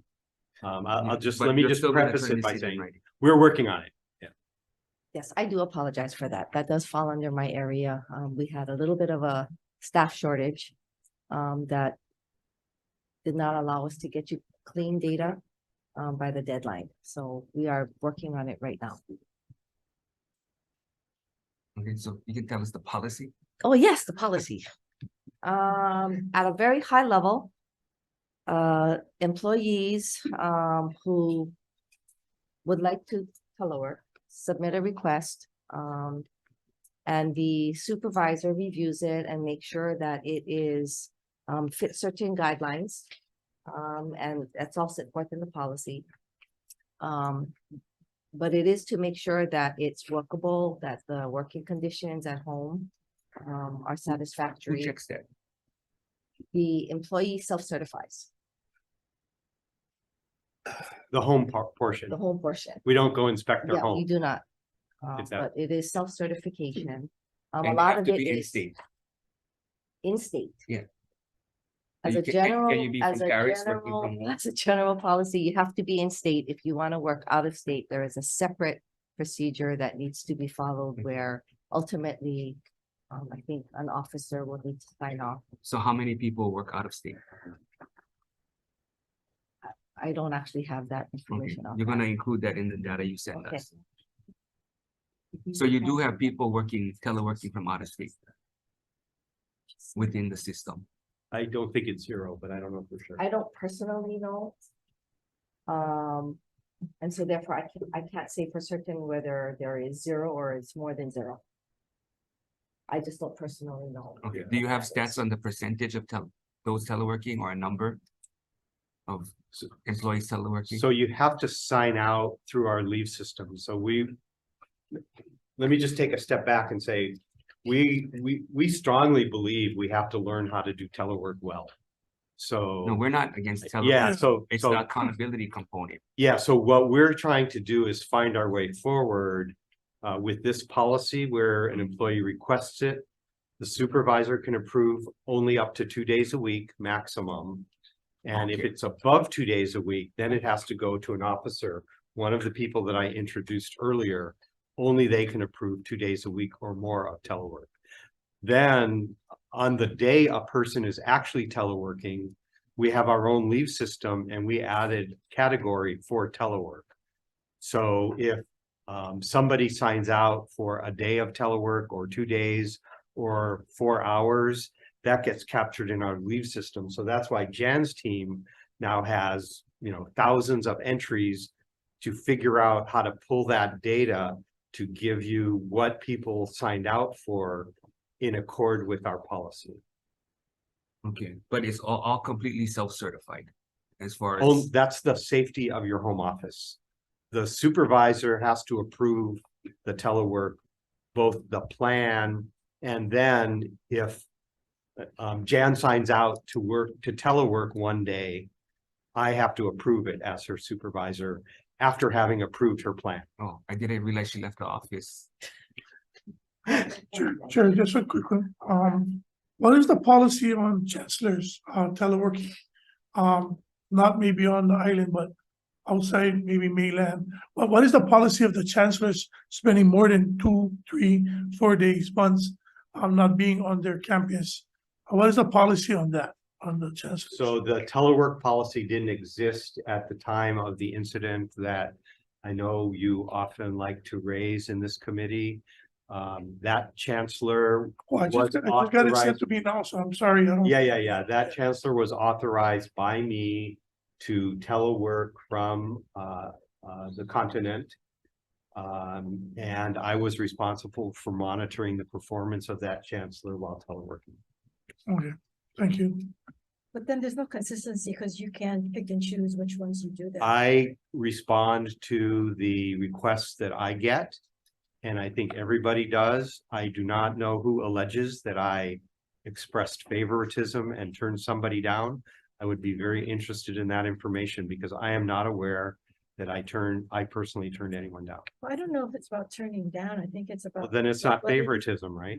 I didn't say it's favoritism. Did I say it was favoritism? I said you pick and choose. I mean, you told us we cherry picked. I mean, so you can cherry pick as well. Please.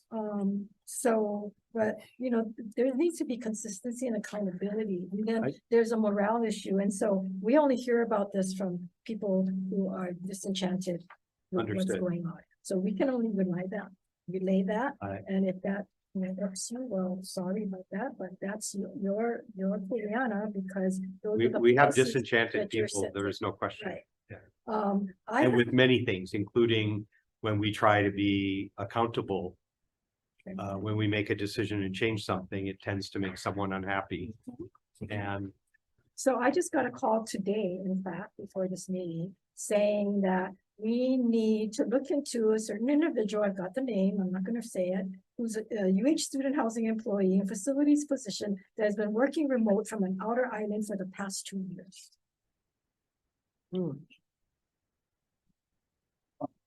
So We this can is, you Look know, at, we can look into it. I think they're the kinds of things that are accountability that's going on, and I know it's just the tip of the iceberg. And then there's, you know, issues on. we would like to get those as you get them. I know, I just. Feel got free that. to just send it, I yeah, just happened to get it this morning. yeah. Staff printed it out for me.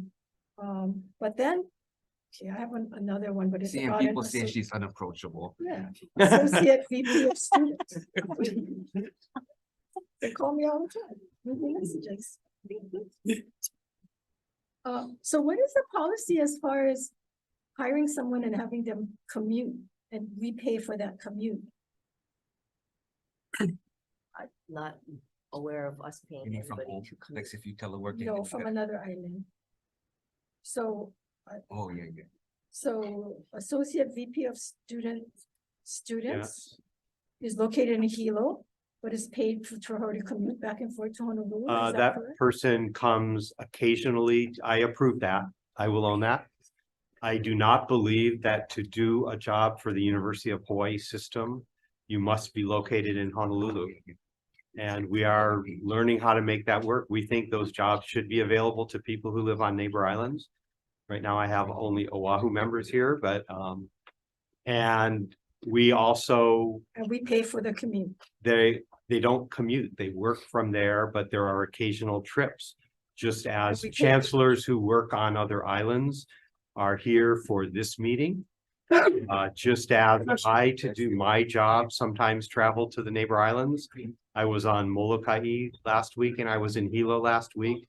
So we pay for necessary travel, for business travel for UH employees, whether it is between the islands or to mainland locations to understand academic programs.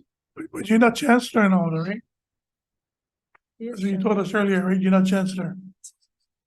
Right? I don't think I understand the question. The question is that, what you're saying about this group, when I tried to tell you, I got a text, I asked the question, not in general what Senator Kim is saying, I'm saying chancellor, you're not chancellor. So I am the asked head about of the chancellor. Manoa campus and Right, I'm the but head you're of not the UH chancellor. system. So you have different priorities and things that you can do. Chancellors has a little bit more stipulation as being a chancellor. You have a little bit more broad because you're president, not chancellor. Right? Not quite sure I Okay, understand the so a question. chancellor who's in charge of a campus Correct. have to get approved from you. Who approves your travel? The Board of Regents. Okay, so that's what I'm saying. So you approve theirs, and this is what we're talking about. Talking about the chancellor that you approve to have these things. So then you said, well, you will do this and you do that. And we're not asking about your travel and remote I'm because sorry. you wasn't gone for a year or 2 years or whatever months. You go and travel on neighbor island and you come back. That's not the same thing that I had asked, and what you not understanding is that your travel is different from a person that is a chancellor. that you gave permission to do remote work as being a chancellor for a campus. And that's what I was talking I about. see. Thank you. Thank you. Do we have any people from Oahu that would like to work in Hilo, but live in Oahu and do it virtually and take trips back and forth? I am not aware of any. And this associate VP of students, isn't this one with systems? Say it again. This VP of students, isn't it a It position is a with system systems? position. Is there any students with systems? Do you have any students with systems? No, the system does not enroll students. Okay, so This- how do you have a associate VP of students? This position and office have been established for more than 20 years. And it coordinates student affairs across the 10 campuses. So it's a relatively small office. It performs some coordination of financial aid functions for across multiple campuses. It coordinates programs like our basic needs for students across all 10 campuses. It serves to support the student caucus, which is our student government leaders for all 10 campuses. We can provide you the position description for it so you can understand Okay. why we have that. And if you can provide us with the salary and who's in that position currently. Certainly. Thank you. Do we give preference to local people for positions within the university? I understand that the vice chancellor at West Oahu was hired and they're from the mainland, and we have no candidates here. We don't have a formal policy to give preference to local people. Why not? We follow a policy of trying to hire the most qualified person for positions in general.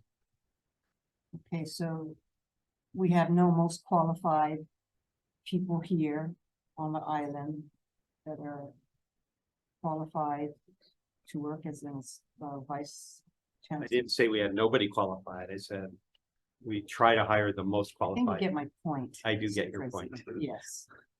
Is that we, I you know. totally get your point. Yeah.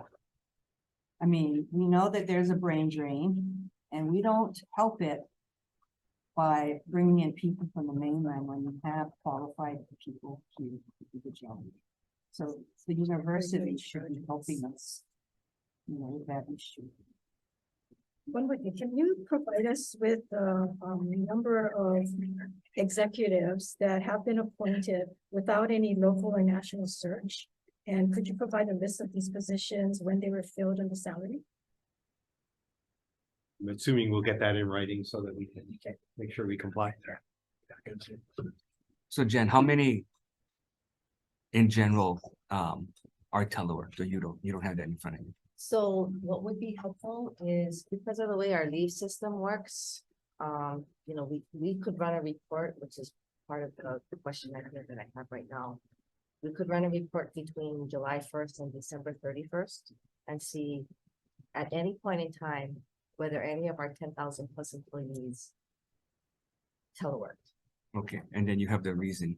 Yes, and so And can And you is it- include the out of state too, in a separate report, or is that included in that report, the out of state, out of country? If there is anybody teleworking out of state, it would be included in the teleworking report, but the report will not indicate. That they're out of state. Yeah, so Yes. she's asking if you can indicate that. But yes, Yes, because you yes. folks That would be a provided that, separate, you guys provided that last year, and I want to Yeah. compare that last year report with, we have to do what, that is something we pull manually. We Yeah, have to that's what I query think. people for that one. right, but you can work off of last year's Mhm. list, right? So is that indefinite? Or is there an end date to the telework? The telework policy is indefinite right now. No, in the sense where that employee can just telework indefinite, or does it No. have to be renewed every? It has to be renewed. I think we finally, it used to be renewable every like 3 months. Oh, okay. But what is it But now? now is it, now I think we're at a year because we ended up having it be. Okay, but are you gonna be able to articulate in the report how you show accountability? Yes, Can you explain it now? yes. I have the policy up. At a very high level, whenever a supervisor gets a request for teleworking, they have to kind of evaluate whether the employee's work schedule is suitable for teleworking. Does their work require their physical presence on site or the use of on-site equipment or tools? Do you have a training for that? Pardon me? Do you have a training for that? We don't have training for that evaluation process, but we do have the policy sets forth several factors that helps the supervisor evaluate a request that ultimately gets to the point where Yeah. the supervisor. I'm has not, to I'm not feel asking these comfortable. questions specifically for UH because we had DCCA in here. And they're unsure, the director is unsure how they show accountability. They have no idea. They have no idea if you end up, when you telework, if what you're doing at home. If you're actually Well- working those hours, if you're meeting productivity goals. So it's not necessarily, I'm just saying in general as we Understood. move forward. Yeah, I mean, this is one of the things, per my comments earlier, we know we have to learn to do this better, and we're working our way toward it with this policy and our leave system we have. So Vice President Sirmos, for example, has portions of his shop, not everybody who reports to him, but portions where he can do pretty straightforward productivity metrics. How many contracts and grants have you processed, like in a week or something? And he could look at, for people who teleworked, in some cases, they were actually exceeding. And in other cases, he had a section where he said, it's not working, I gotta pull you all back. So. No, so that's good. We like that. But how But- do you do that across the board? Well, so it's, every job is different, so, No, you know. but if everyone, other people are Yeah, allowing no, telework though, so how do they, what's the I metrics agree for with them? you, I mean, it's not straightforward, so. So- we're- We actually put together an evaluation form, so okay, I apologize. Every 3 months per the policy, anybody who is teleworking gets evaluated every 3 months. And we have a quick form, Who developed that? the form, No, who developed this whole policy? the University of Hawaii. Meaning, no, There was- you? Well, a group of us, there's a working group, there's HR and the So officers. did you guys work with And- DHERD at all on this? No, No, because they have their own policy that they're working with, I think HGEA. So did you work with, this went through the unions. We have a separate bargaining unit that's a little different. yeah, I'm just Um, wondering why they didn't at least follow some of the same 3-month We- evaluation type of thing. Because I don't recall seeing that in theirs. Yeah, we communicated with them, we let them know what we were doing. I do think we probably were a little more, we addressed it earlier. I think the state had to deal with statewide issues. It's a little easier for us, I think, to respond a little quicker to situations, so we developed just the UH policy, but so we do have it's a 1-page evaluation form. Was the employee accessible by the supervisor? For work-related communications via phone, email, meetings. So other who do methods. students contact? Let's say the professor or somebody's teleworking. Who does their either their students or their employees say, yeah, this person is not accessible? Is there someplace that they can They should be, notify their I guess we could have a complaint. We have a whistleblower. They could file a whistleblower or something. I mean, but they should be, if students, well, they could email any one of maybe us. what was the position she was talking about? The student at the system. Oh, yeah, the vice president. Oh, maybe. Yeah, maybe they, you go, okay, yeah, go I have. mean, them for take- students who have a complaint about a professor, they would go, into the typically either student affairs or academic affairs unit. Students, the employees, or just whoever Or the saying, dean, hey, these yeah. persons are. But no if they're longer-" working from home, is there a number that they call to contact these people? Our phones still work when people are, No, they need a If message. they're. but most people are doing they're- email, to be honest. Yeah, well, that's what I'm saying. And they don't- The students have that information on how to contact people who are not physically there on There's a campus. policy on student complaints. You're not I answering my see what question. you're saying, though. I mean, I don't think we have like a 1-800 number for. It's not a 1-800 complaint about telework. It's a student complaint in general. Like, I mean, because more often, to be honest, what we get is, I don't like my grade, they were Sexual mean to me harassment. with my homework, I don't, I don't know that we've ever gotten a complaint about a faculty member teleworking and not being. Or just employees, even. Not I mean, responsive. just so that you can make sure that there is accountability. But they call us, they don't Yeah, call I you know. guys. I know. Well, we have a hotline that was implemented after, I hesitate to use the two words that rhyme, but it was an initiative of the Board of Regents to create an anonymous hotline that's accessible by email, phone, etc., where people can put in either anonymous or non-anonymous complaints. And we have a whole protocol for how those get managed, and then we can track, and if they are not anonymous, we can respond to the complainant, and we report to the Board of Regents every quarter on the whistleblower reports, Yeah, every quarter. every quarter. And those are in the Board of Regents minutes. Question, if an employee is working from home and gets hurt, is the university still liable?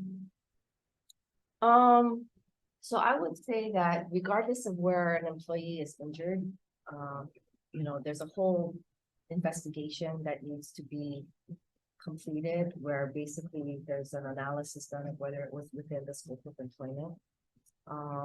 Because if you're, let's say, traveling for work and you get injured in the hotel while you're working or at a conference, just because it doesn't happen within the office, it's the same type of analysis that would be done regardless of where the incident occurred geographically. And this is one of the reasons we require the certification that the home workplace is safe. But that's self-certified. That's Yeah. right, but if they lie, then they're not gonna do very well when the investigation takes place. I didn't know if they're lying. Have we had any workers' comp cases involving telework yet? I believe there may have been two that were filed. One has been withdrawn and the other is being investigated. The other has been what? And is currently being investigated. Thank you. Let me ask you, so Jan, you said that part of the telework policy is to evaluate if the position is suitable for teleworking. Do you take into consideration about the students?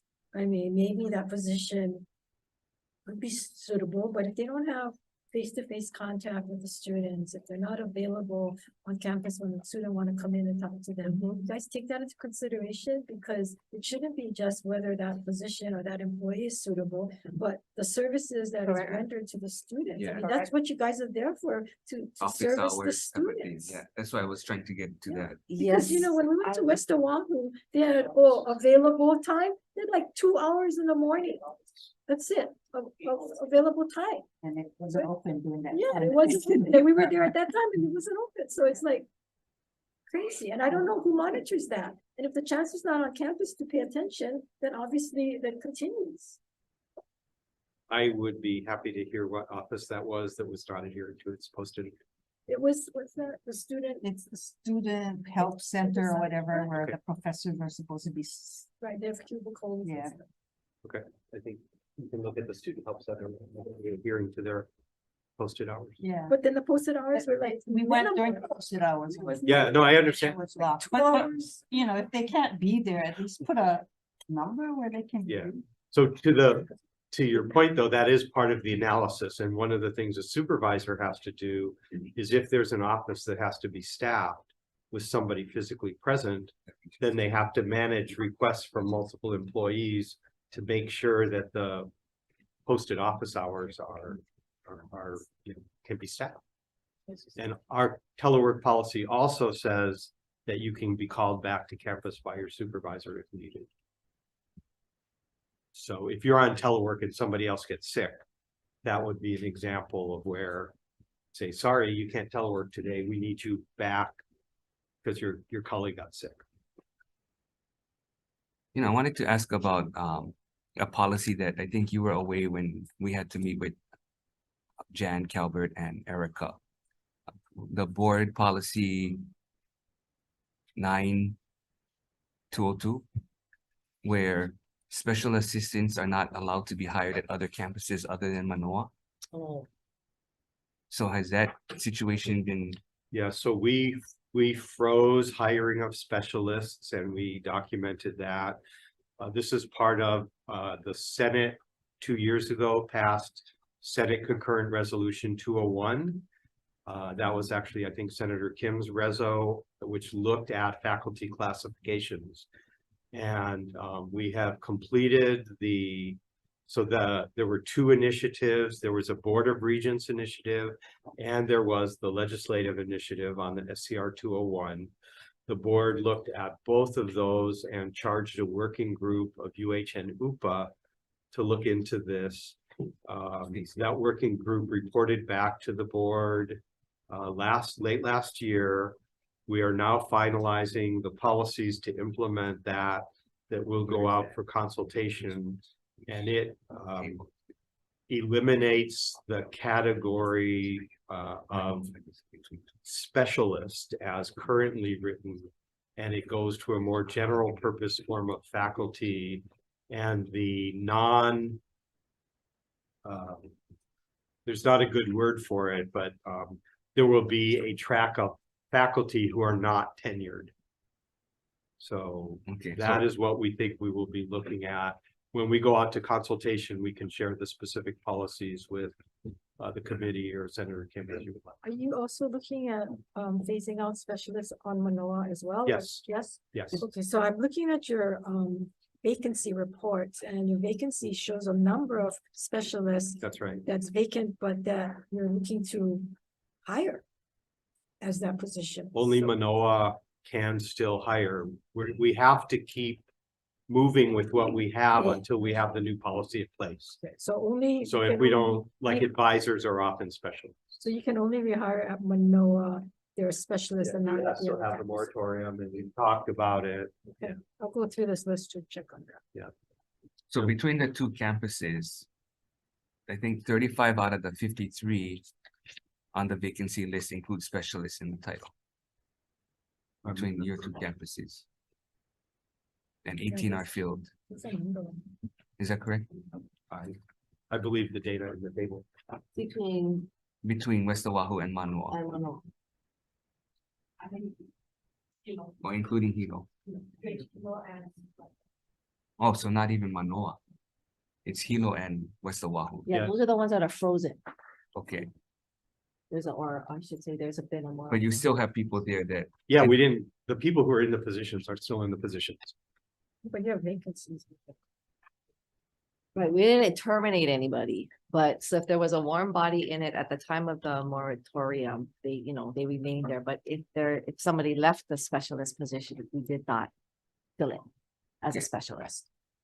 but why were they allowed to begin with at those two campuses? If the policy was that they weren't supposed to be there? Yeah, so there are multiple interpretations of the policy, but that has gone on for decades. I can't speak to that. When it came up as a serious issue, then the moratorium was initiated while we go through the new process. There is also an interpretation of that language, and I don't know, I don't have it in front of me, maybe you do, that says Manoa may hire specialists, but somebody who once did this, is that correct? No, I'm sorry, you said. It's RP 9. 202, I don't know. Yeah, I have it. it's Yeah. okay. yeah, I have- So includes junior specialists, assistant specialists, associate specialists, and specialists.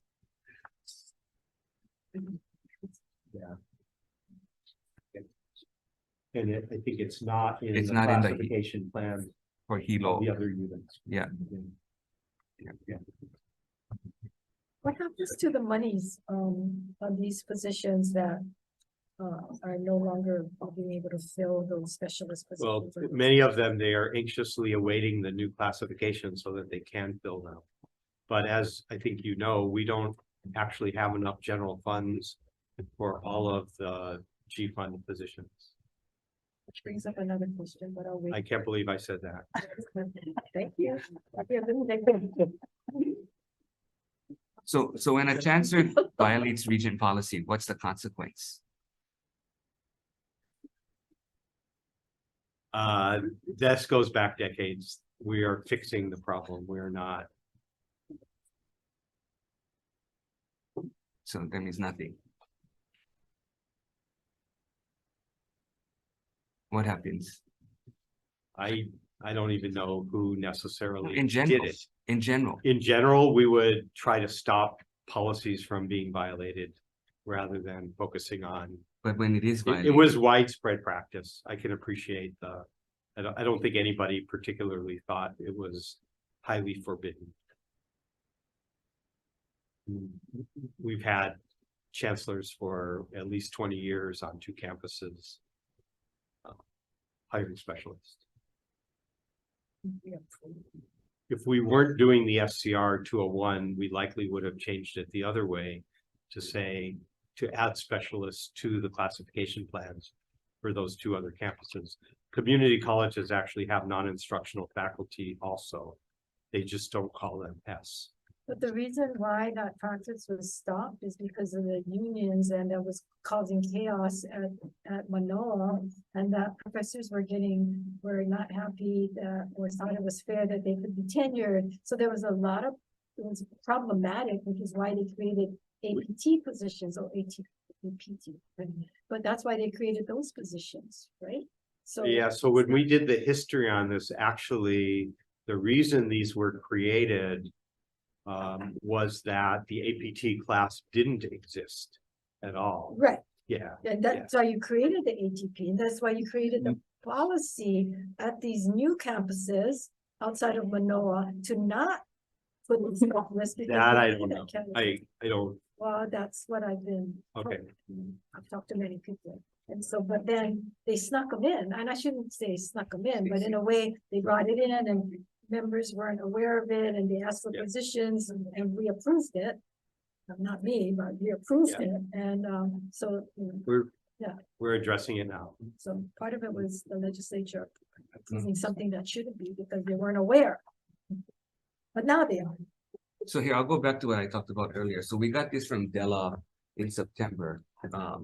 And it was the 8 different pathways for the IT. This brochure that she said would take a year just to do the brochure. And of the 8, 4 do not require bachelors. So it's not all bachelors. That's right. It's not all bachelors. I mean, Yeah, but you made the case, oh no, they all IT needs bachelors. No, according to your own brochure, only half need bachelors. I have said it's all of the above. We need multiple strategies, and I But think you've had this for like quite some time, pre-pandemic, and there's been no movement on this. All I have is this, and I can give you a copy if you haven't Please. seen it. Yeah. But I would like a copy. so these are the kind of things that I'm talking about. What are the jobs that at least don't have the bachelors that we can fund versus promise? I would prefer funding non-academic early college opportunities. I understand that's what you would prefer. And all I'm saying is that we need to do all of the above. Yeah, I and get those- that. But Those don't, people in the entry don't try to level, minimize the I am not- jobs and the I have degrees no or the intention of certificates. minimizing. I have no intention of minimizing. And neither do we, which is why we think the funding should be adequate for these type of programs. Because that doesn't seem to be any part of your budget request at all. But it's in your strategies. So that's where I'm asking, you need to reconcile your strategies and your budget to make sure that all those things are actually completed. So how is the hub and spoke model being implemented now? In regards to the certificates and. No, you can come, they can't hear you on TV from back there.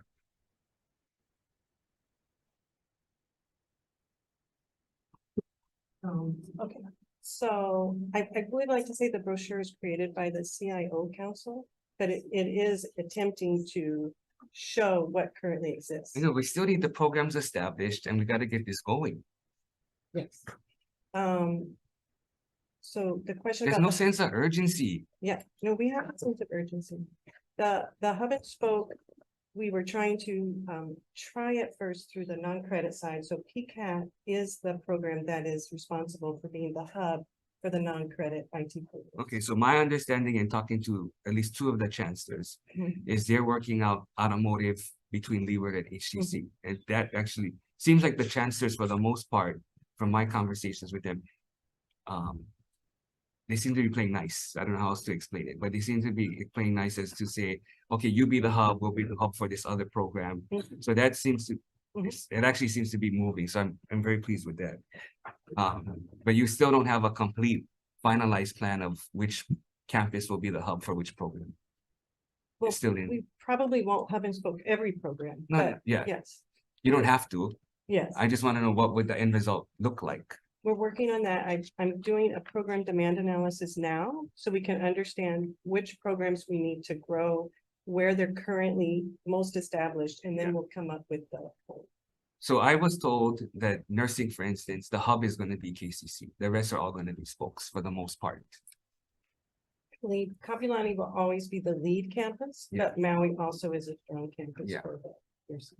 But when it comes to things like this program, this might be spread throughout all several campuses. They have specialties. Yes. Yeah, so I'm not saying that it has to be one or the other. It just Right. depends on the type of program that you're trying to establish. Mhm. So same with culinary, which I think we've talked about before. Mhm. There should be one hub, the rest being spokes. And So that would I'm- obviously also be Kapilani. well, that depends on what happens with CIP. Right. So at what point will the community college system have some draft plan of the hubs and the spokes or the programs that are just going to be spread throughout several campuses? I was hoping to have something completed by summer. Because I have to work with the 7 community colleges to work on an integrated plan. Okay, so your goal is June. Yeah. Good. And then I wanted to follow up with Jan on the PBS building. You know, several years ago, when I was vice chair of the committee, we gave you money to try to do a PPP on the PBS building. Yes. Demolished it, right? What's No. going on here? You had the RFP.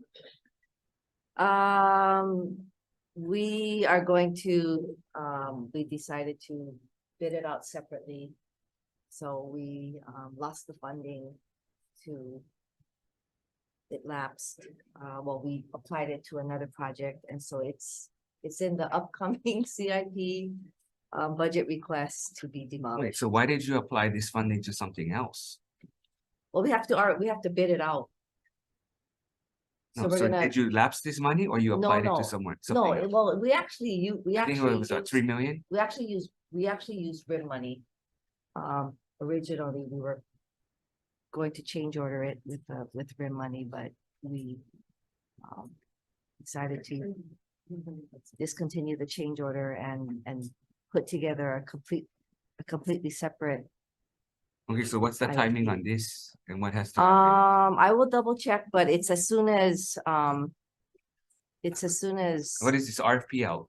You have no idea what you're gonna, there's no set program for it. You're gonna RFP out and see what happens? yes. Well, the demolition, Okay, the demolition.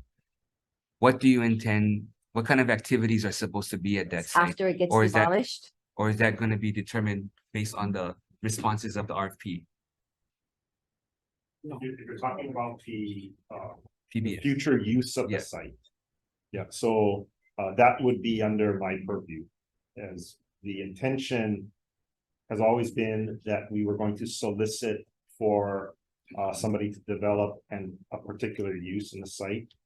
We had wanted and had anticipated that it would have been demolished, the building would have been demolished more than a year ago. That would have made it more enticing to put out on the street. That was curtailed because we were behind on the demolition.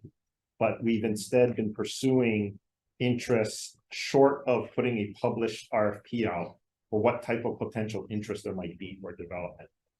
Research, opportunities, office space, housing, et cetera, have been all interests out there, but they have all, any interested parties have been less inclined because there's an existing building on there that cannot be rehabilitated. So one of the things since it wasn't demolished, we thought that we could pursue if there was any particular takers who would be interested in rehabbing the building for potential use, but that has proven not valid. So After it's demolished, we are all set with an RFP solicitation for someone to develop, utilize the property, but that is dependent upon when the building actually gets demolished. So what happens to the lab school? Well, the lab school currently still there, and the future PBS site use will not impede their current operations there. But I would say, okay, I would say that our future for that entire block is, the vision is to redevelop that entire block, including the future use of the laboratory school would be not at that site. So where would they go? We would have to, well, that would be their call. That would be the laboratory school call as to where they would find a location. We, of course, would work with them to give them ample time and notice. We're talking on the scale of years here to plan for that eventual Yeah, I'm not even gonna comment. Yeah, I think you know, the lab school has no affiliation with the UH other than being physically on the campus. It's a public charter school like any other public charter school that happens when it made the decision to become a public charter school, and that tie is no longer with us organizationally. So yes, I understand why you smiled. But they're going to just be on their own then. You're gonna just say, this is the date, you gotta find a new location. Yeah. Not my problem. We'll try to help. I wouldn't be that crass about it, but. But you're capable.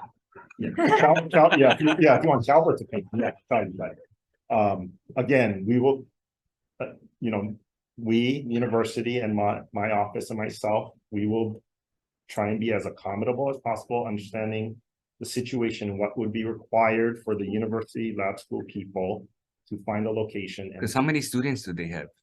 I couldn't tell you.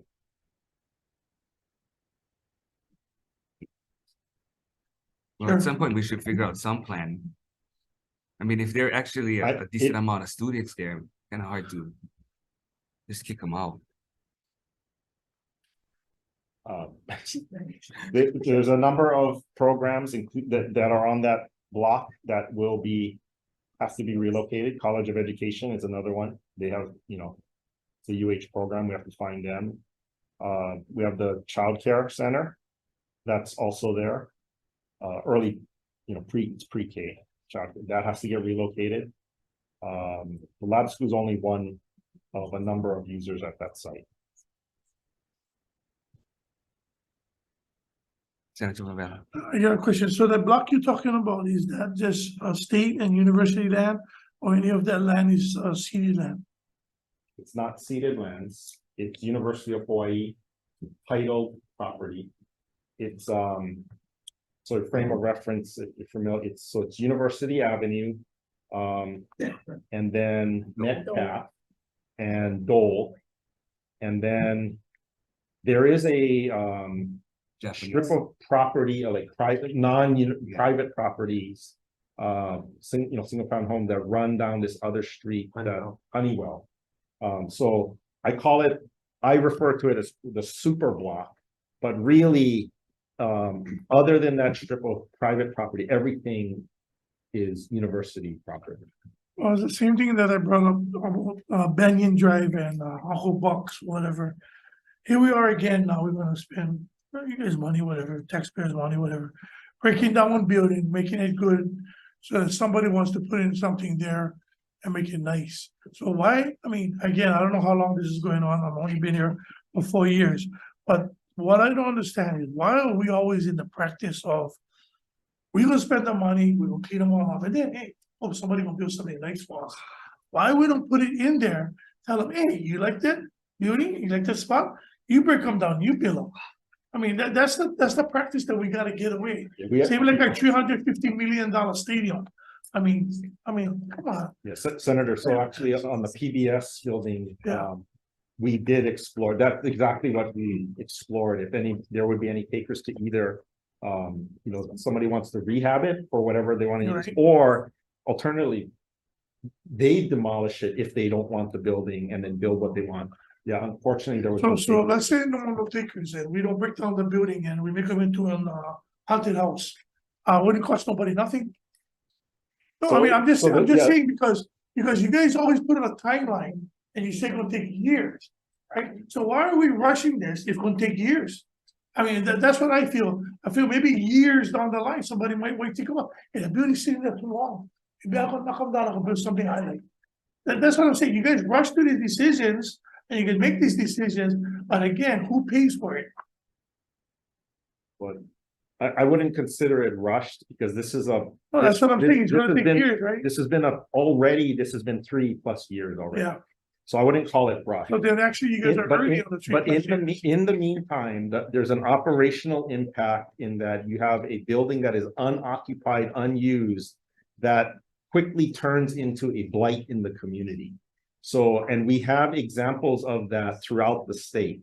So that is what I would want to avoid for the neighborhood. So we do want to do something. So yes, there's a somewhat of a sense of urgency, but this has been going on for a while. I mean, it's not like it's a rushed project, but it has been taking a number of years and it, How big is the building? How uh, much square footage? it's two stories, roughly, I want to say, I want to say it's on the order of like almost 20,000 square feet, but it's spread over 2 stories. Because I think that it would be cheaper to go ahead and cover them up for now. Until you guys actually have a good plan that won't cost too much money. Because I think you can go swap meet, get some canvas, make them look nice, you cover them, with some dolphins on them. I mean, you guys should just say about the looks. Half of our island state buildings are falling apart because of the looks. You see what I mean? But we're not spending every community's taxpayers' money because I don't like the look of one state building. I mean, look at our library in Never Beach. I don't like that. That bugger look like it's falling apart. But I don't try prioritizing because the things are looking good. That shouldn't be a reason why you guys gonna demo on, oh, because we've been doing it for 3 years, or we should work them down because the way it looks. I know what is the broken window project. I know about that. I live in a community that's famous for that. But the bottom line again is you try to bring something up, and again, because it's something that, oh, in that community cannot because you don't look good. Why? Because it's that community. But it was in my line. Same building. You guys have broken them down as quick? Even try to propose them? No, you guys wouldn't. So you gotta think before you tell me about some look of building falling apart. Because again, if you guys get deep pockets, I guess, I don't know, get the deep pockets, continue to spend that kind of money. To me, I would wait. If somebody like Bayam, talk to somebody in Korea, they probably build a building. I mean, come on, you guys always say you guys put it out there. I don't see this. Where it is? How long was it out there in 3 years? Where? Show me what website. See how much who would put in the bid. What companies you guys will solicit? What country you will solicit? I think no, because you can put them in a newspaper. It can be in a last ad in a newspaper on the bottom floor. I mean, I don't know. So Baba, show me where you guys would advertise this bid for that building to then break them down and rebuild them. Did you guys just put a sign by the window? But- I don't know. But why did you let the PBS building become unusable? So when PBS vacated that building, they were the ones using it. Yeah. There were UH programs that were relocated or located into the building. I believe they were like creative media and communications. They actually have home or new sites on the campus proper. So they moved to where their new sites were. And the building was constructed by PBS. So there's a lot of specialty features in it. Some of it are attractive, large bays, for instance, storage areas. So I thought that there would be some attraction for somebody out there. To rent, lease. Yeah, right, something like that. But apparently not the case. And the building is old. So it doesn't meet code for building code for certain things. But that's the fire. same situation with Atherton, and yet you guys moved really quick on Atherton. Why didn't you put the innovation center there and put the medical long-term care at Atherton? Why didn't you do it long-term care over there? I mean, I don't understand what your priorities are. You seem to have priorities on one hand. You can build Ching Field in a matter of months, but these things are taking years. It's crazy. What are your priorities? I think for all of these properties, they're not cookie cutter where anything on one site can just go into another. And for buildings, Well, but existing shouldn't you have a buildings, whole plan for that whole area, including the applicant, so that you have a, a uniform, whatever you're gonna put there instead of doing. Well, do you have a campus master plan with all those lands that are, Because we told you guys we wanted it do? to be revenue. so all for these PBS lands and all of that? That's in part of a master plan? Yes, It's the master plan. which is to P3 the Super Bowl eventually, so. Right, the master plan for the campus, for the Manoa campus, is to try to bring to bring all of the core programs onto the main campus. Operationally, it's more efficient, and you don't have to, custodial staff doesn't have to do much more process. Yeah. So for Okay, all. can you send that master plan to us? Yeah, and can you show us, give us a list of all the leased properties again and what we're paying? I don't know if that's included in your list here. Maybe you can present to subject matter committee the master plan. Okay. And the leases, because we're spending all this money on leases for years and years and years, and we have what this Yeah, buildings available, could be available. But no, we put in these other possible uses that is not gonna make money or maybe break even until 30 years. Della, if you guys, I know you said you're gonna get it done by June, but if you can give us something by March, some draft.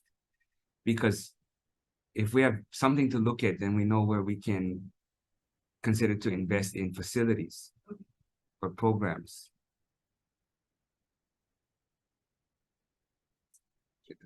Co-chair. How many executives at Manoa are allowed 8 hours a week to consult or have other duties, other jobs, other than their job at UH?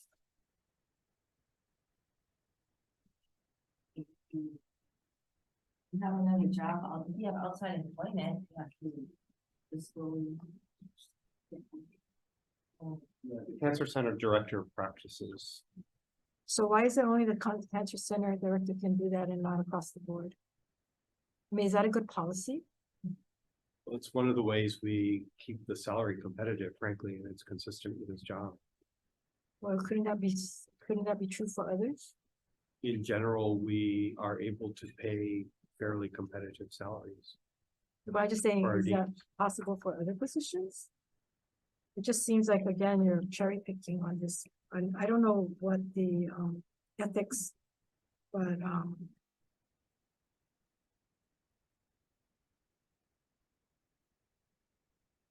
again, this it's troubling that these kinds of special positions are carved out and others complain about it. So we're just trying to be consistent, that you have a consistent policy across the board. So what were the implications of transferring the $10 million from community colleges to UH Manoa? Pete. From last year. I believe that transfer was to accommodate our broader strategy to address S397 issues. So, But that defeats, that's opposite of legislative intent to provide the resources to community colleges. It was a swap. yeah, it's taking general funds in exchange and having community colleges replaced with non-general funds, essentially tuition and fees. So they were made whole. Yes. Yeah, Which brings up the 10 million that the governor, that you guys talked about for unfunded positions. right. Can you elaborate? Right, so the 10 million that the governor has included is essentially so that type of transfer doesn't have to, is no longer, doesn't have to occur. But it still satisfies the alleviation of the S397 issue. Because it was at the House Fin hearing, you guys said it was to fund unfunded positions, that these positions were never funded by the legislature. No, I said they're currently not funded. They're unbudgeted positions. And that is the reason for the S397 Right. issue, right? So that's that's why it's included. It's 10 million. It basically augments the need for the S397. Okay, so those are for, particularly for S397. Well, But you have, the end result is it augments for S397. but you have a plan, right? You have several alternative ways of dealing with the I- S397 that you Yeah, went over. well, yeah, you know, I had structured a number of alternatives. And not all of them need to be implemented. So but- can you share with the committee, IRA committee, as we go forward, what you finally decided on and what you're implementing as far as that concerned? We don't get to decide ourselves. The S397 issue. Well, so I'm assuming everyone's familiar, but so currently, as we stand, so there's, you know, there's a CFO directive, so UH no longer employs S397. So that has gone away, but that hasn't addressed the operational budgetary need, right, for that funding. So there were a number of alternatives to address that. That's what Senator Kim's referencing. One of the alternatives was to provide funding, which is the 10 million helps along that line, but that alone is not sufficient. And if There are, that doesn't happen, then. yeah, and if that doesn't happen, then there's potentially other alternatives, such as, you know, if it was statutorily provided for, that you could formally establish this S397 approach. But that may not happen either, right? Because depending on legislature. Then there's other repositioning of existing funds and budget. But that goes back to the, you know, this community college transfer type of arrangement. And then there's attrition, which over time, I think I think as a CFO that attrition, given a certain period of time, could ameliorate the need, but that won't help in the near term if I've already, you know, closed the door on utilizing S397. So, I mean, again, there's a number of things that probably will have to get employed, and they will be somewhat dependent on if there is any action through the legislative process or the budget process. So let me ask this question. So over the years, you folks have left number of positions vacant that were funded. Right? And that the funding for those positions were utilized elsewhere. Is that correct? I don't I know. mean, when you have vacancies and some of those positions are being vacant, you know, the dollars, you've taken that monies to either supplement others or pay for other things? Yeah, so with the exception of UH 900, which is system, and UH 800 community colleges, every program ID in the budget does not receive sufficient general funds to pay for the general fund authorized positions that are in the budget. So everybody is short.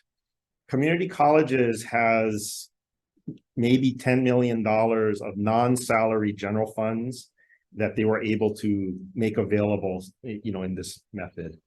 System gets, UH 900 system gets monies for stuff like, you know, athletics. You give athletics, you know, $4 million, but we don't have athletics at system. We pass it through to, you know, Manoa or Hilo, or you're funding B+ scholarships or something, right? It comes to system. But with the other than that, we also don't get all of the general funds to pay for what's recorded as general fund positions. So in that case, what happens is, like every other department in the state, if you don't get enough general funds for general funded positions, you would leave them vacant, right? Or you can't fill.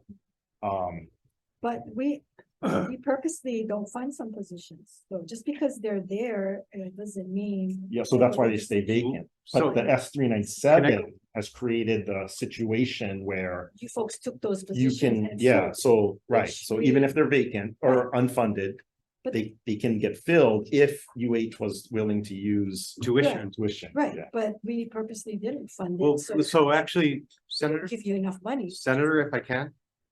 So when finished. you've been, okay, I apologize. So tell me this, how do you fund raises that's not been appropriated by us? How do you fund taking positions and paying them more than what was listed over and above? Where does those funds come from? So if they're general funded, it would have to come from basically the collective bargaining appropriations. So that would again, and even with those, because those typically are aligned to general funded authorized positions, the collective bargaining ones typically don't always meet, the collective bargaining appropriation doesn't typically always meet up to 100% of all the general fund authorized collective bargaining employees. And in the general fund, in the collective bargaining appropriation bill, there also is inclusion for EMs associated to various collective bargaining units. So there is funds that come in through collective bargaining for both collective bargaining personnel and for EMs or non-affiliated collective bargaining personnel. Only in the EM situation though, it's not where, you know, like collective bargaining is, let's say 5% increases, where you automatically, UH automatically assumes that EMs would get 5%. Right, So you just have, essentially, it's as if you have a pot of money, I guess, for better than a better description, and how it is deployed is up to the determination of So- management. Raises and hiring positions over and above what we might have been listed.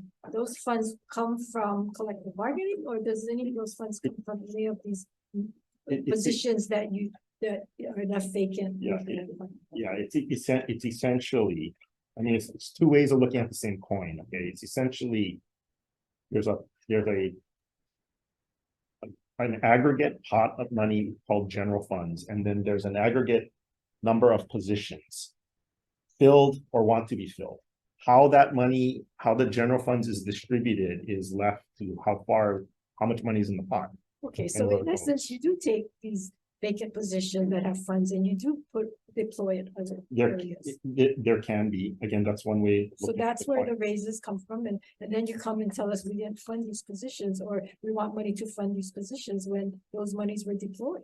Yeah, so what I say, okay, from a What do budget you say? perspective is that it's undeniable, the positions are authorized, or general fund authorized, but there are no funds appropriated for them. That's Yeah, but you folks undeniable. Take some of those. But funds. whether or not how they got to be unfunded, okay, that's where we're having this. So my discussion question now. will Yes. be, can you provide us a list of all these positions that are not funded, on where they were funded at one point and where did those monies go? I think we can try and see. Senator, can I? Yes, now you can. Thank you, I appreciate it. So the genesis of S397, as I think you know well, Mhm.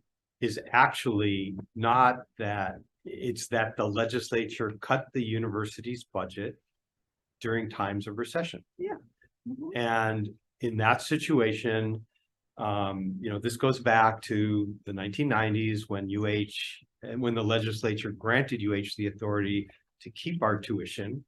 And the theory at that time was that UH could fund more of its initiatives with tuition without having to come back here. Mhm. And that, you don't agree with that? No, we Okay. said no. The legislature said no at the time, and they went back and Sam Calejo and Budget and Finance shook on it. That's why there's nothing in writing to say that, oh, they made their case again and. We had to cut your budget so we We- can at least cover the fringe if you cover For- the salary. For an X amount of sum, for I think it was $4 to $6 million worth of salaries. But over the years, that amount has ballooned all the way to 40 million, has come down to 20 million. But it was never at that level. So you continued to take over and above that, and nobody remembered, or nobody had any thought about it until frankly, when I was Ways and Means, I didn't know it existed either. And so Okay, it brought that's to why my I'm a finance attention. director. I didn't know it existed either. Yes, you were right. We didn't know. This was a handshake But- and it clearly violated the statute. So there's no, from Yeah, us, so whatever I- why it violates the statute. So I hope I assured you over the months that, we have been managing this, for a number of years, bringing it down. In this past year, we are, working towards, to closing it.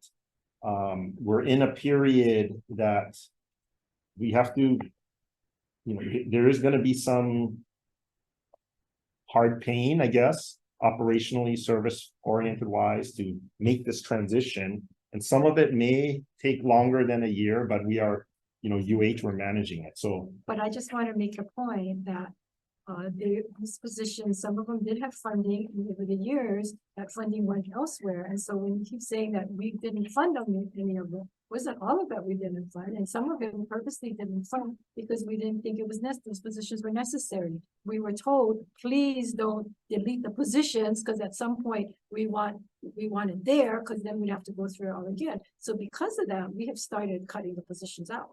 So you come back to us and ask us. So if we continue to take that position, then we'll continue to cut all vacancies as soon as they occur.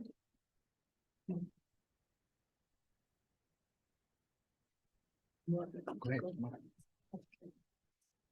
Okay, then let's see. Atherton. It was interesting yesterday when the issue of the leases for Atherton came up. So are we still on the lease? So officially and I know technically, you said that, Yeah. which I still, like, it's Okay. kind of confused.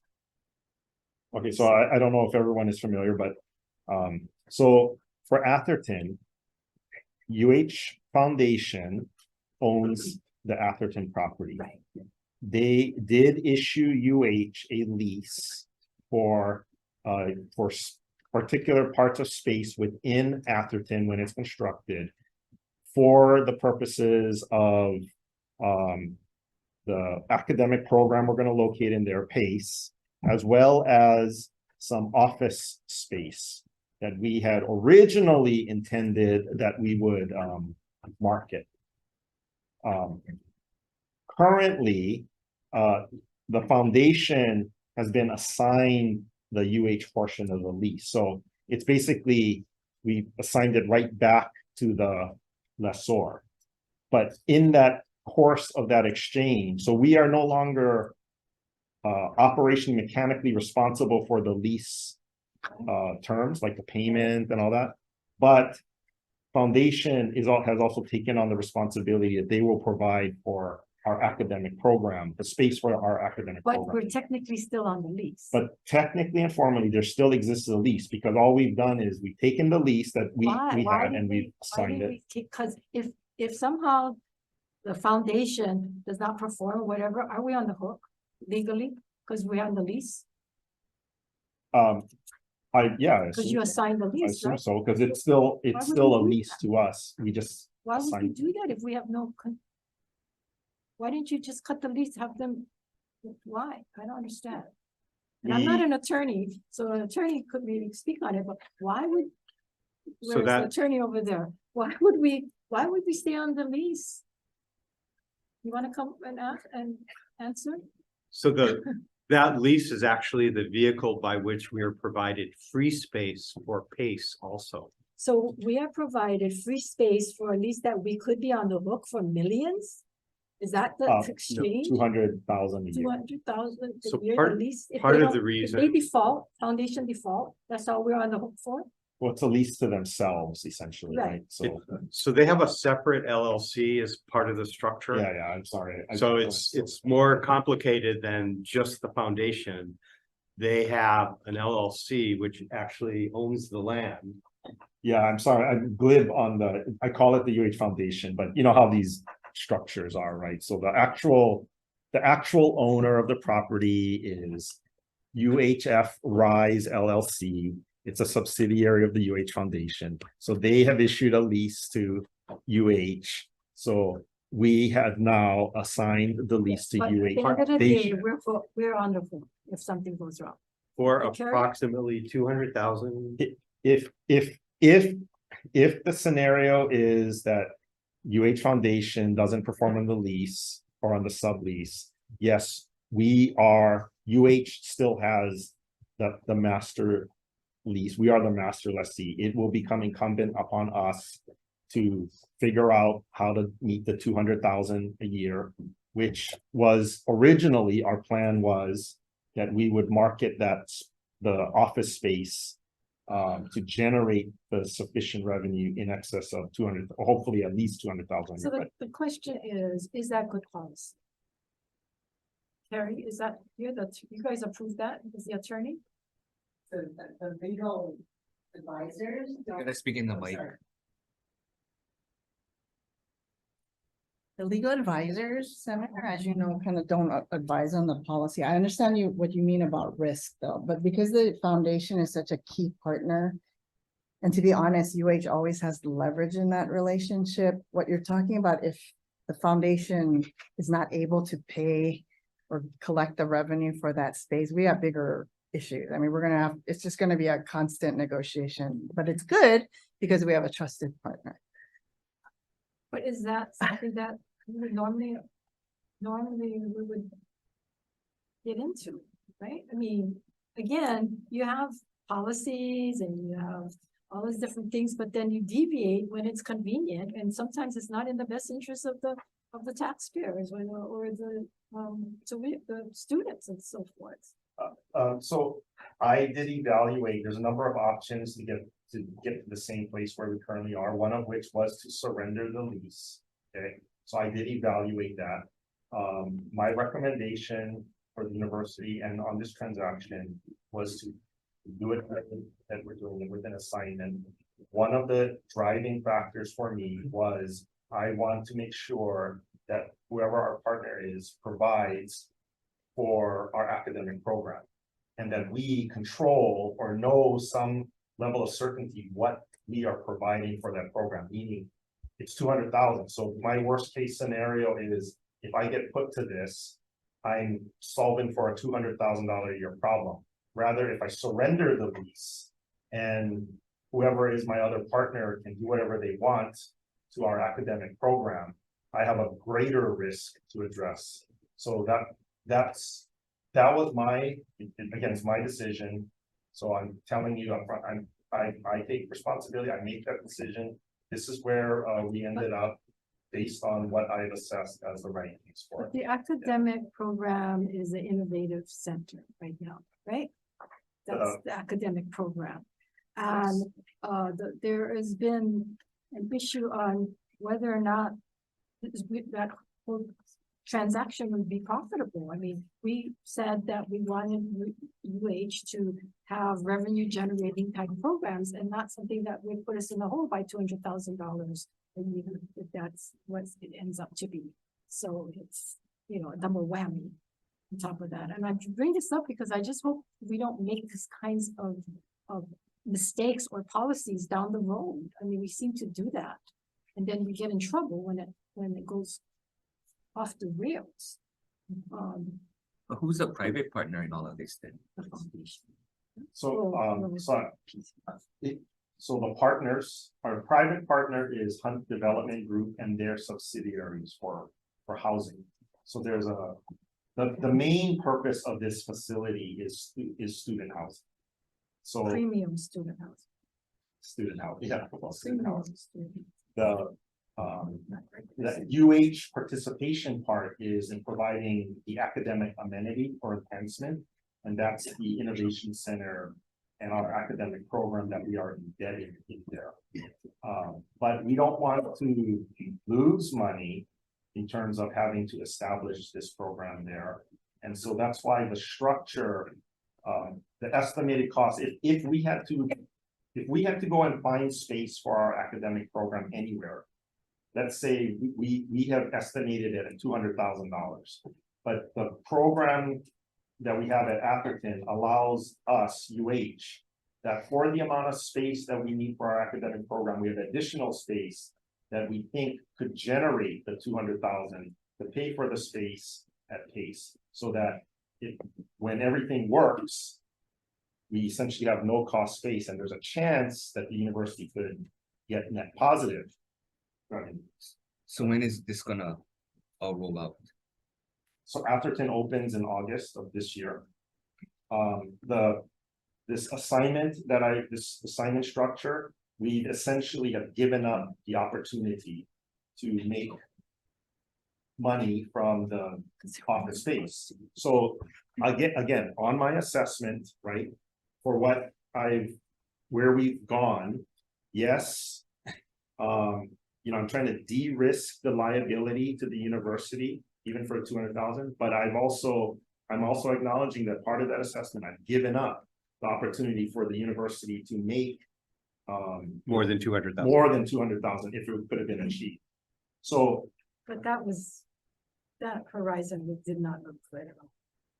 But we were gonna make money on that. well, I mean, again, the deliverable objective of this project is that the university, we're not going to lose money. Okay, But you're paying now. no, They were paying before. we're not putting in any money into it, We did. and Any more money. Any money. Right. There's a chance, there is a chance that we can get net revenues from the entire facility, but if we do that, we only get it as a portion of what UH Foundation, the property owner gets, so they will share it with us. But, that's where it's like, it could be years down the But is future. there And structural issues with the building? the original building, the historic building, there's structural issues to the extent that my understanding that you can't just build anything you want in there. But there are concerns about, there's some structural issues with that. And that's one of. I think it has to do with what would you locate in there, like what could you do with the interior space? Again, that's not gonna be the responsibility of the university. So Hunt is taking care of all that. That's right. And they're done. No, this thing is still being built. I mean, it's set to open on August, but it's the height is already constructed. They're enclosing it soon. They will be working on the interior work probably before March. Was this the timeline or was it supposed to be done sooner? No, we're right on the calendar. Well, one last question. So you talked about that we're gonna lose a program, but this program in the whole slew of things priority wise, it was not really high on the priority list.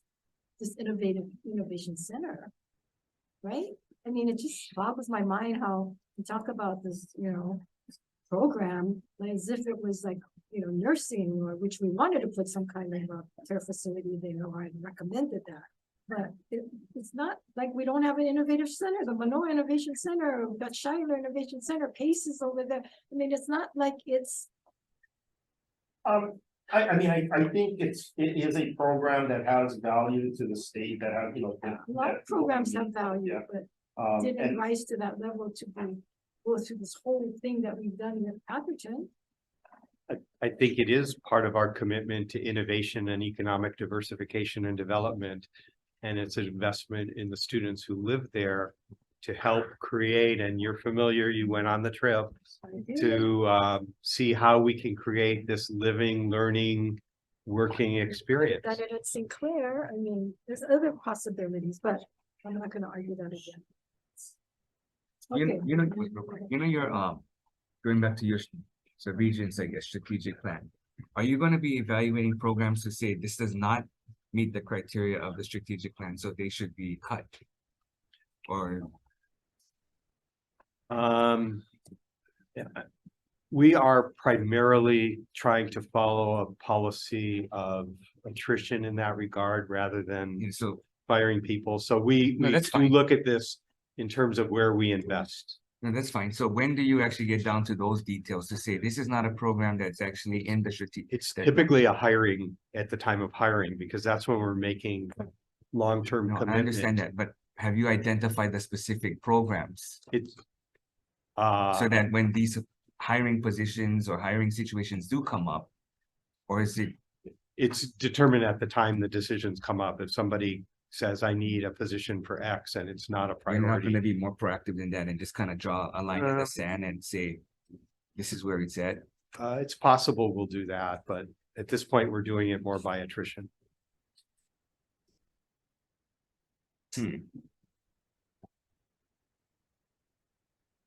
Okay, Let's shift to athletics. Does UH hire a marketing firm for athletics? Did UH hire a marketing Do we firm? hire a marketing firm? Do we have a marketing We, contract? with the firm? boy, I wish I could answer that better. And David Matlin is at the National NCAA conference right now. We have a firm that does, I'm sorry, I can't use the correct jargon to say if it is a marketing firm or something else. But we do have a relationship that helps us understand how to market our brand. Okay, so can you guys provide this Yes, contract to us? Because I was told there is such a marketing firm. And how much is that contract for? How long is that contract for? yes, we can provide that. Also, the Spectrum contract, what kind of revenue does UH get from pay-per-view? Absolutely, we can provide And that. how many paid local viewers are actually participating on that? I And- don't know for sure if that is public information, to be honest, but And why the decision was made to not, to put it on pay-per-view and not make it available to, before we could go on, we'll see 16 and see the games. Now you have to buy, That- pay-per-view. I mean, the and- basic model is that is what creates the revenue stream for Spectrum to pay us.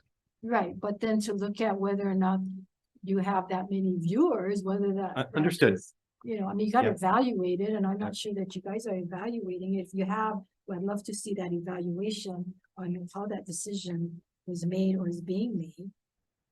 As far as the Ching Field, do we have the final numbers? Can you provide the final numbers for Facebook? At the end of the day, you can provide it to us in writing. I don't have to provide it right now. And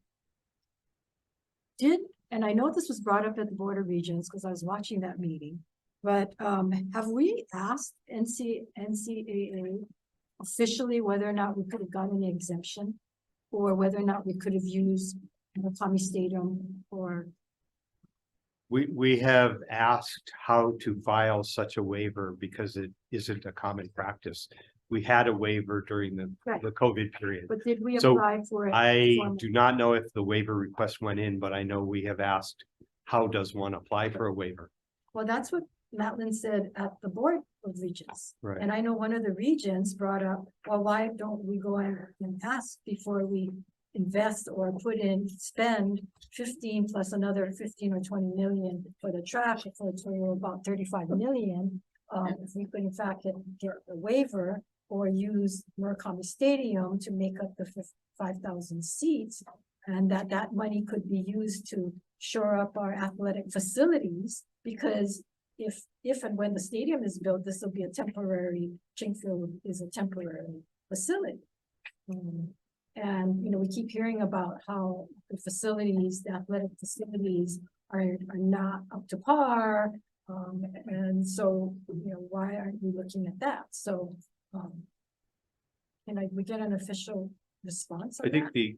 the response was in the board action, which Well, no, the response of the board action doesn't have why we haven't asked that officially.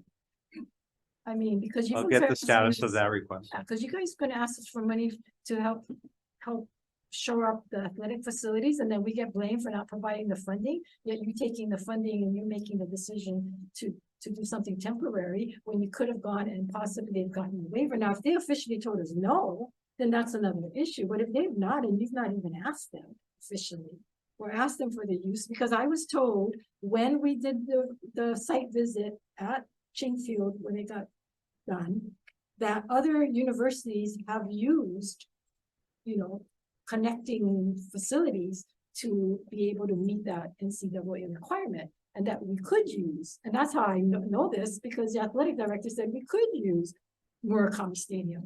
So for him not to go and ask officially, I find that, really irresponsible for us to spend this kind of money temporarily when it could be used elsewhere in the athletic department, for instance.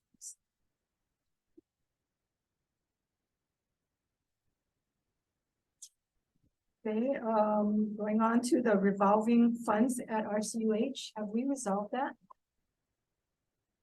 Vice President Sermos.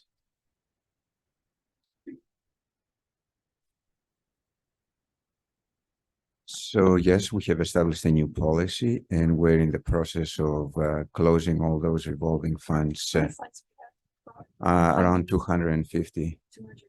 So all of them now are, as of July 1st of 2023, they're going to be moved at the University of Hawaii so everybody can see them, and even the university can actually provide all the details to the legislature, whomever wants to look at those.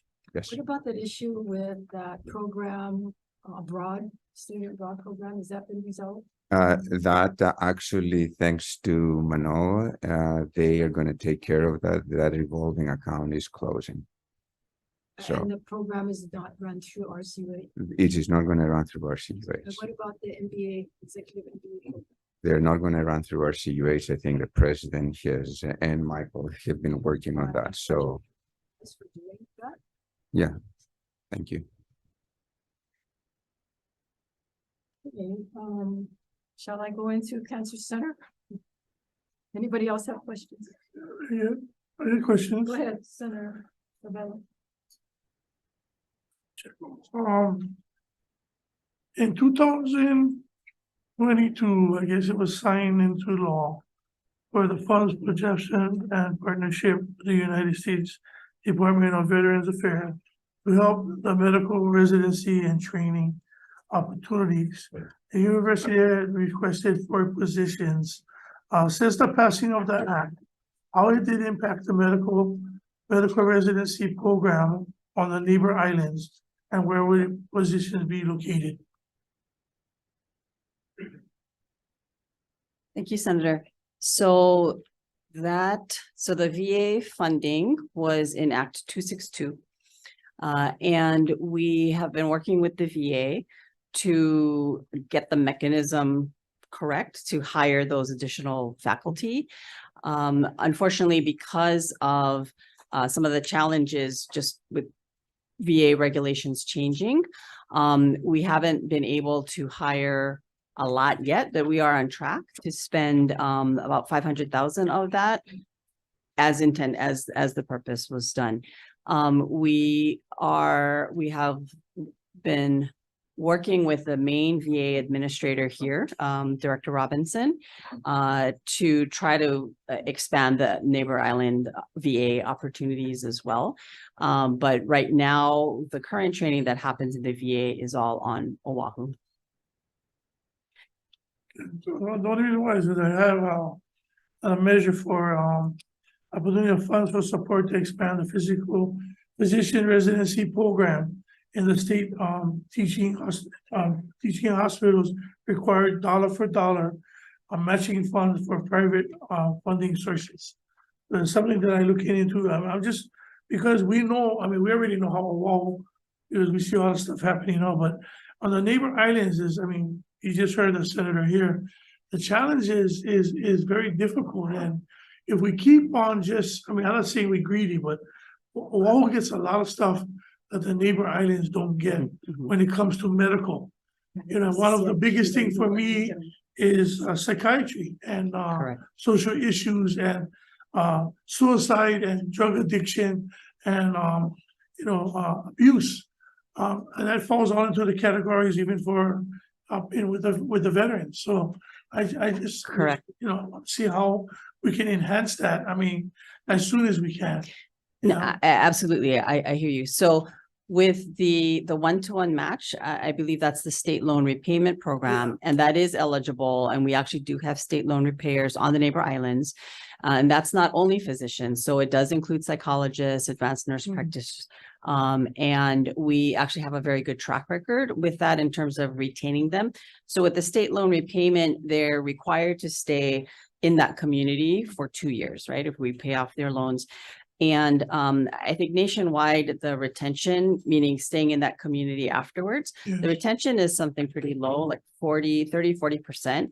We're currently around 65% retention, staying in that community. So even after their obligation is done. And right now with the federal eligibility, we have to be in like a federally qualified health center, or there's certain criteria. But with some of the state monies and some other private matching monies, Dr. Withy has created an innovative loan repayment program so that health providers who don't meet the federal, in other words, say they're not going to work at a community health center, but they are committed to working in that neighbor island, they are also eligible for this other match. And so that's actually shown great promise, and we're trying to really to build that. We've had some private investment by, I believe, even some banks, some of the communities, some of the Hui's on the neighbor islands. And that's been actually really helpful. And Dr. Withy has all of the details of that, and we can certainly get you that information. But we do have active loan repairs on the neighbor islands. So thank you. Thank you. Anything else before I go into? So combining the administrative and facility functions at Japson and Cancer Center, I know that. Actually, this is perfect.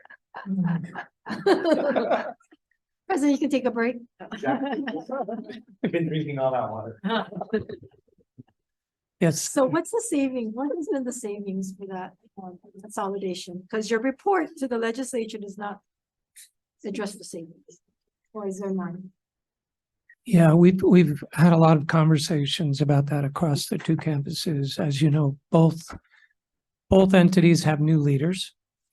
I believe we are seeing a change in approaches, a change in culture. We will have, I know this doesn't address your exact question, but we will have an appointment for the very first time across one entity to the other. The new director of the Cancer Center, we believe, will be ready in February at the Board of Regents meeting in February to notice the board of his appointment as an assistant dean in the medical school. So might seem like a small deal. It's actually a big deal. So the Cancer Center director will be the Assistant dean of Japson. College integration. Yeah. So we'll have a actually bump in pay? No, non-compensated. not compensated, but we'll have an active role, a very active role in the academic side, so the instruction as well as the research. And I'm told by Lee that's already started in the last couple of weeks. So that's a big deal. So it's trickier to track towards and give you forecasts on the cost savings, because even if, for example, we put the campus, the entire campus facilities under one person, we still need the same number of people to manage because the facilities are very different in the Cancer Center and in Japson. But there's some functions that can be done electronically and so forth, right? And so I'm just trying to find out what have been some of the initial savings if there's. Yeah, so the functions continue to be melded together. We have IT, so that's internet, phone, security, landscaping, Title IX and other personnel issues are being jointly handled.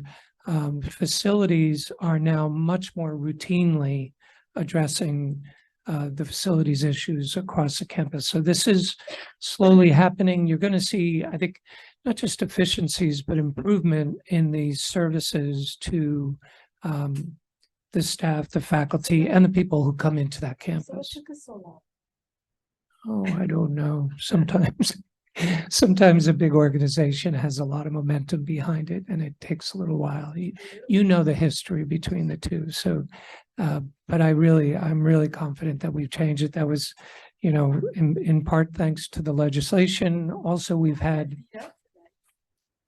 and well, more than you, some of us.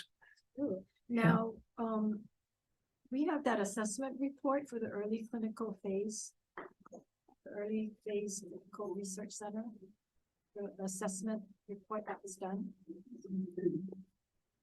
Familiar with that? No, I don't think I've seen that. I'm not sure what you're referring to. The early phase clinical research report that was by the task force. Larry Shapiro, Lee Chun. Oh, that's, Joe yeah, Ramos, that's from several years ago. Yeah. Couple years, right? Yeah. This is a result of concerns we raised about the Right. cancer center, early clinical trials, and whether the marketing and whether it's gonna be profitable and or we're Right. gonna have to subsidize it. Right. And there's some interesting recommendations. So are we following that? Are you following that? Cancer Center and the new director will be following. The recommendations. Cancer Center incoming director is not only familiar with that and has some strong opinions about moving forward. He has done much of that while he was at MD Anderson. So I have a lot of faith in him Well, to I want to pick this up. know whether or not he has, or you guys have, come up with an updated plan, get the right language.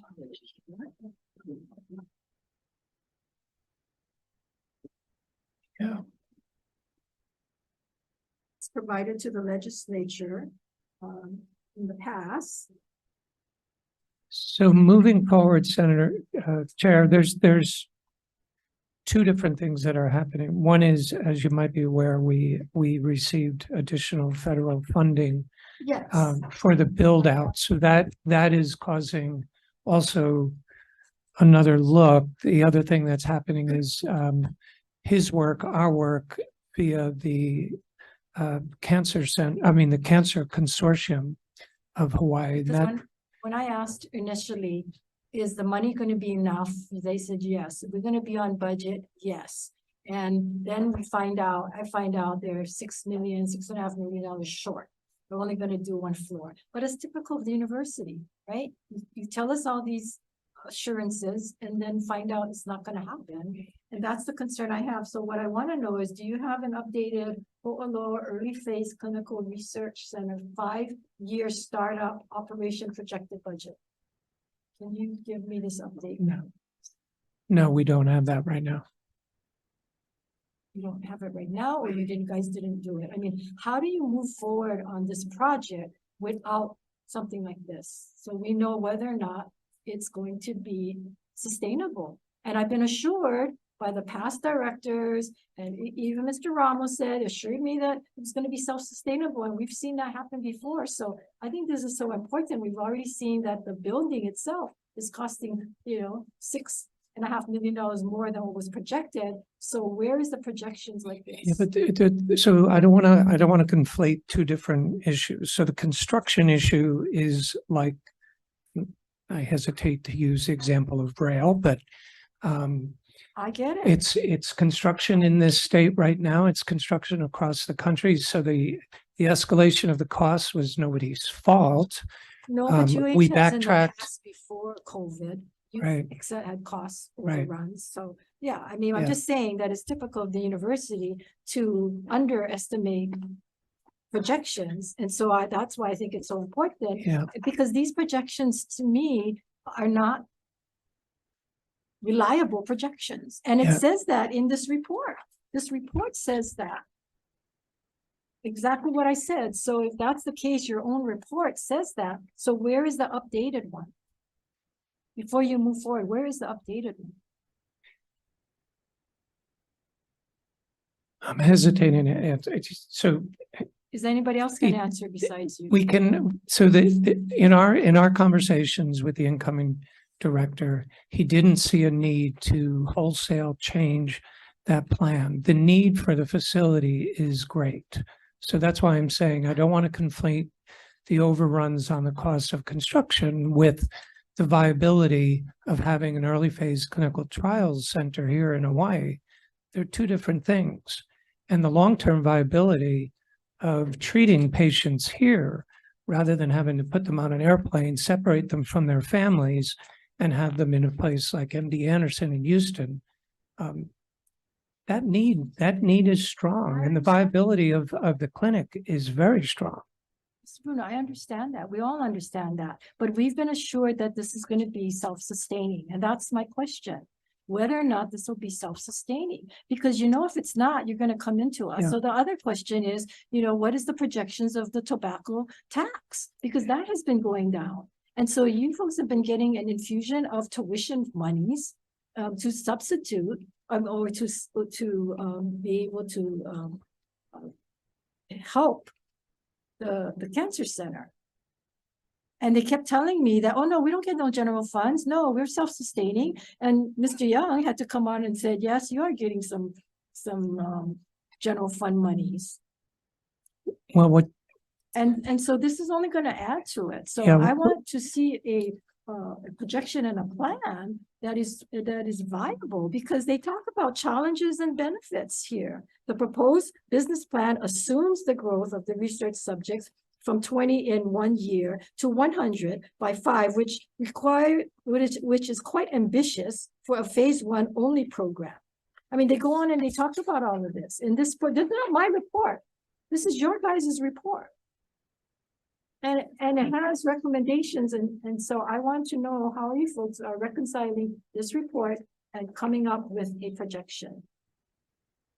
I promise we'll come back with an answer for I you. will hold a briefing Yep. in the committee in, I don't know, a couple weeks. So I hope that you will have that, because I've been asking for this from last year, from when this was made.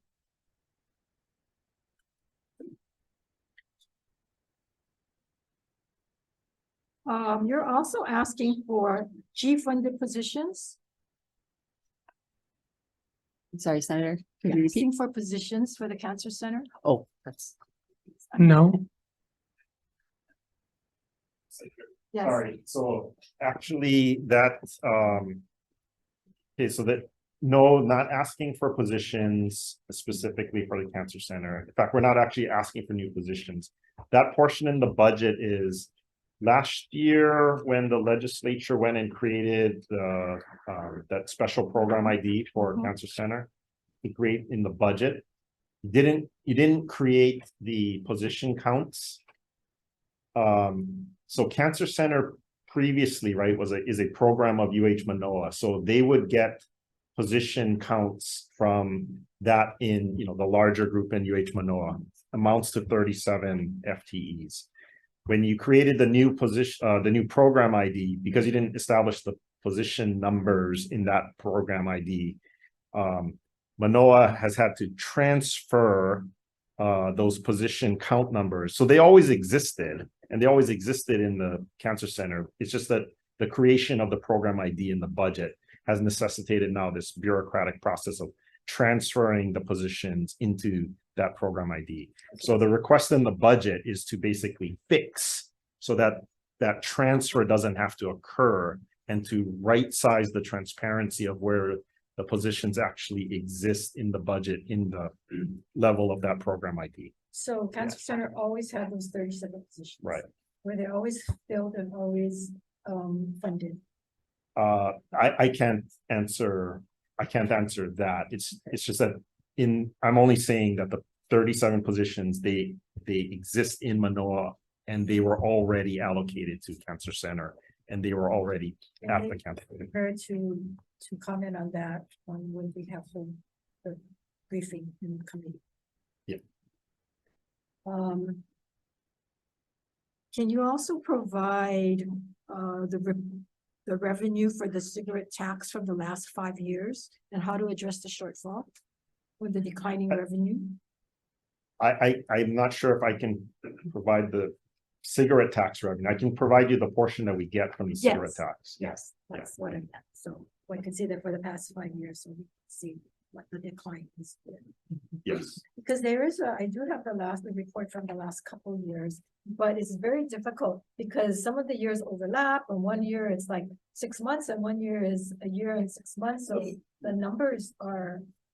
Okay, we report every 6 months. Yeah. So, I just need that to be reconciled.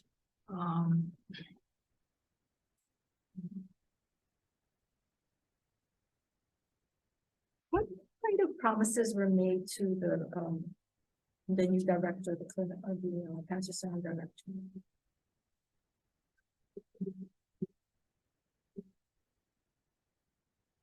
The only promises were that when we go through our faculty hiring prioritization, this goes to Chair Dela Cruz's question as well. For the last 2 years, and we imagine for the future, when we review requests for hiring from the units, it is always in the context of the Manoa strategic plan, and we provide the deans and directors with guidelines on how you connect the two.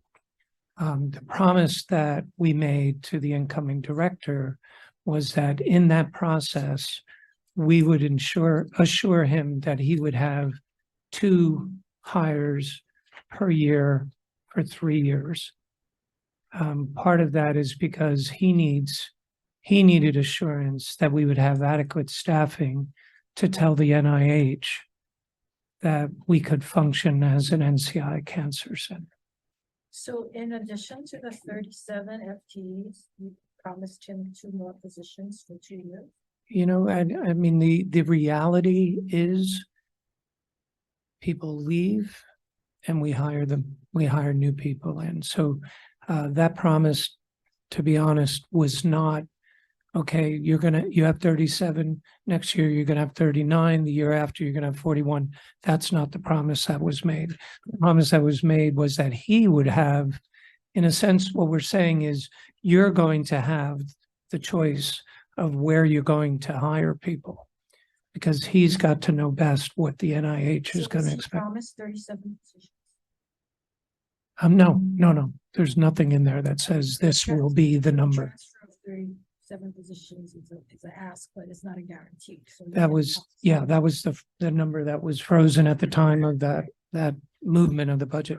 Well, the 37 though represents the current existing Understand, operation structure, but so. things change, right? We have to transfer.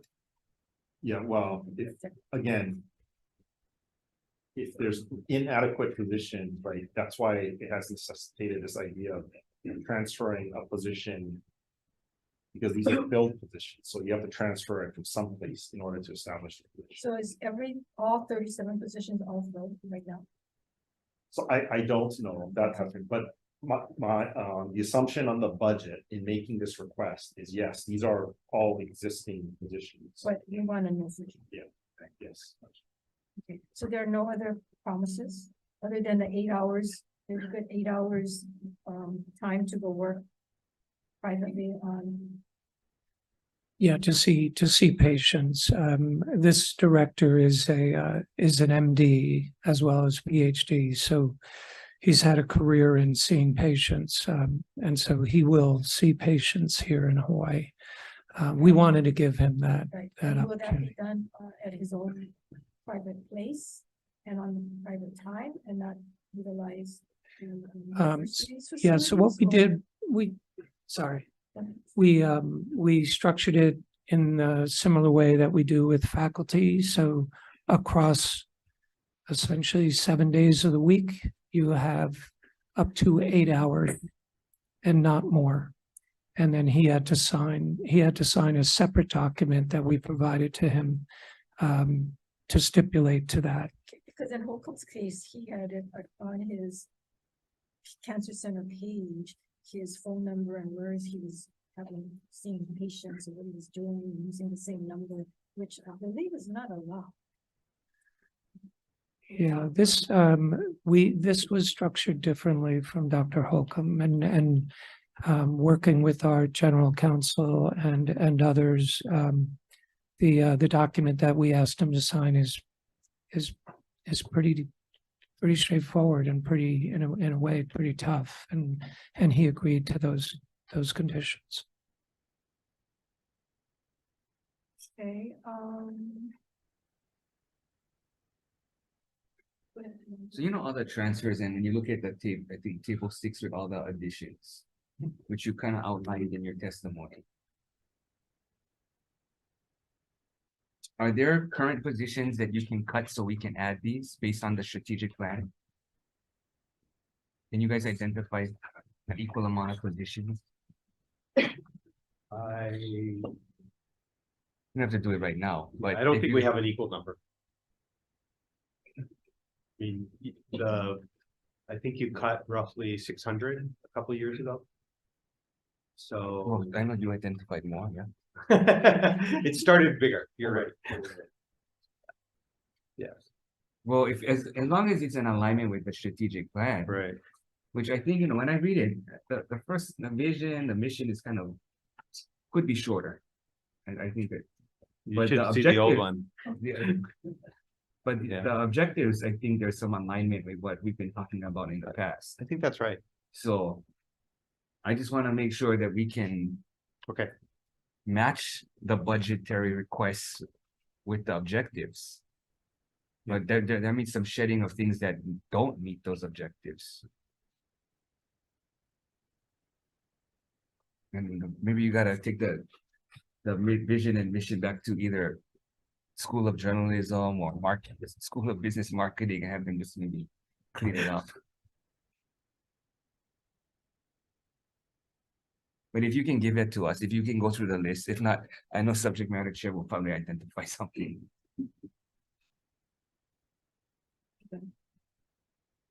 Going back to athletics, now that the announcement is out that, you're gonna be searching for a new AD.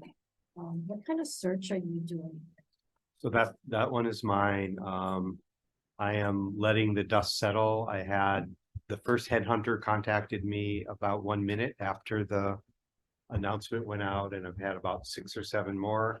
I also had the newspaper suggest the 3 most likely candidates for the position. Fortunately, Director Matlin gave substantial notice, so I have some time until June. And we'll be looking at whether or not to use a search firm. Last time we had a small committee that provided advice to the then interim chancellor, who conducted the final interviews. Yeah, It's, it would go to you it though. will be me. Yeah. This time it's me. What's the more inexpensive route? The more inexpensive route is to use a committee of people in the community. To Senator Kidani's point earlier, this would be an extraordinarily difficult position for somebody with no connection to Hawaii to succeed in. I think I said that to the media also. That it is so embedded in the community that it's a hard one. So when do you make that choice between committee or headhunter? Oh, probably within the next few weeks. So Yeah. with you doing that, what is your vision for our athletic program? What is I think you asked that question. I think we sent you the vision. Well, can you- Yeah, Can you you can our vision is to have a competitive Division I athletics program in which, okay, this is my turn. So in which our student athletes succeed, and we are providing educational opportunities. They grow through athletics. It's interesting. I know Senator Pavella was not excited about athletics. Yesterday, we sat in the House committee, and one of his colleagues in the House Finance Committee thought football was the most important thing we do. So Football, I sat on the bench, so. and yeah, well, there you have it. Anyway, we I mean, I think all of you know this is one of the programs that inspires the community. So I just want to say also in terms of competitiveness, we aspire to compete for championships in our conferences. And we would like to, when the conference expansion is going around, we have a lot of barriers being 2,500 miles away from everywhere, but we would like to be on the list when people are looking at the Power 5 conferences and who's going to go in, that somebody should be saying, yeah, we should be thinking about Hawaii. Well, in all due respect to your vision, I mean, we all want a competitive program. We all want our students to have a good experience. We want them to be competitive. We want them to benefit. But how do we get there? Not so much the vision is what is it, do we join one of those programs? Do we go on our own? And I've heard about us being independent. I've heard about us, going to D2. I mean, there's so many different variations. So just the vision to say that we want to be competitive and so forth. to At me, Division I FBS. yeah, it's not necessarily the vision and then how do we get there? But anyway, that's what we're looking for instead of just a general statement of that we all agree we would like to see. I mean, we're not gonna have a program that's not competitive. Duh. Not gonna have a program that's not gonna benefit the student athletes. But I thought at one point you had talks about some redevelopment opportunities on the lower campus to help enhance athletics and create revenue, and whatever happened to that? So I guess this is me. We've done a number of exploratory conceptual projects around opportunities at the lower campus. And they did include possibilities for athletics. They were not around trying to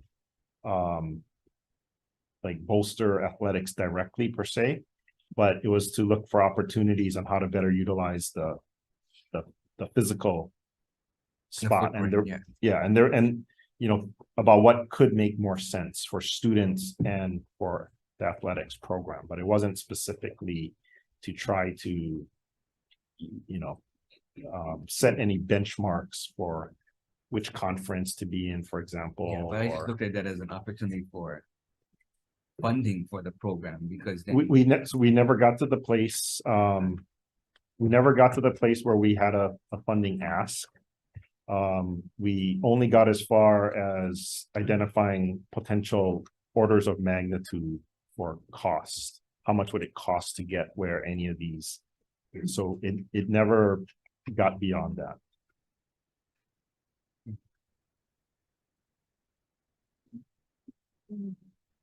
The subject matter will be taking up a lot of these issues, telework policy, on the cancer center, on the vacancies, out of state, all the things that we asked for. I'm sure we're going to follow up with a written document, and then we'll hold some of the considerations. So our team generally tries to inventory the questions and the identified follow-ups. But they will be working with your committee staff to make sure that whatever they have, Right, Colin? I took it all down, right? Thinking it won't be a one-page memo this time. Sure. Might be 3. Yeah, go ahead. Just to do it, I guess, during the time of the pandemic, UH was awarded two, 4.7 million, the Higher Education Emergency Relief Fund over the time period of their federal act to use expectancy of the 202 million, including the award of students impacted by the pandemic. And will use the remaining balance by June 30th, 2023, when the end of the grant period. The question is, the students have been impacted by the pandemic, have received part of the relief funds. How does the students that was impacted by the pandemic qualify these funds? And are there any the students that impacted by the pandemic? So the statute that awarded the funds provided a minimum amount that must be awarded directly to students. And we have honored that requirement and more. We have also, through the UH Foundation, we also mounted a private fundraising campaign to try and generate more money for students impacted. So yes, we have honored that, and yes, we will comply with the deadline, and we do not plan to return any dollars to the federal government and leave them unspent at the mid-year this year. Thank you. But is the governor's budget or package of bills going to include some bill that moves money from one year to the next to meet the MOE? I do not know what the governor's office intends. So BNF is tracking the MOE. Have they been in contact with you guys to see if you're on track with spending, so that we're not short? For the, okay, so for the amount of state sourced funds relate to the university for MOE, yes, BNF and UH, we're keeping track. For the total MOE calculation for the state, I'm not sure what is necessary for the Department of Education portion. The UH portion is actually easier to manage and control and have oversight. And frankly, between UH and the DOE, it's easier for UH to comply. So the DOE has a lot more dynamics that they have to keep track of. So I don't know what is necessary for the DOE's purposes that the governor is going to come with. Okay, so you haven't been in touch with MOE, the BNF regarding a omnibus bill that tries to move monies around, so you're in I'm not compliance. aware. I'm not aware, but that's not to say it's not happening. Okay. Oh, go ahead. Sorry, guys. This is for, my side of the community, sorry. This, there's the Academy of Creative Media Production Center, open, you know, it's open. The question is that the community want to know that there are, opportunities for motion picture and, different design, creative media and jobs for the student. The question is there a connection established between the Creative Media Production Center, D-Bed Film Office? Same thing with Senator De La Cruz talking about casting. We have this beautiful, I went, you know, it's beautiful, awesome. But is it there, or you guys are going out to the film industry and asking them what we should be teaching, what we should be doing, so that we can integrate and enhance our film industry in Hawaii? Let's ask Chancellor Benham. Peace. Well, thank you for that. That is an absolutely fabulous building. Thank you to Senator Kadadi and Thank you. Senator Fukunaga and several others that were at the grand celebration. Right now, we have been talking with DBED. We don't have a formal relationship with them at the moment. We are talking to the Pacific Island Communications filmmakers as well.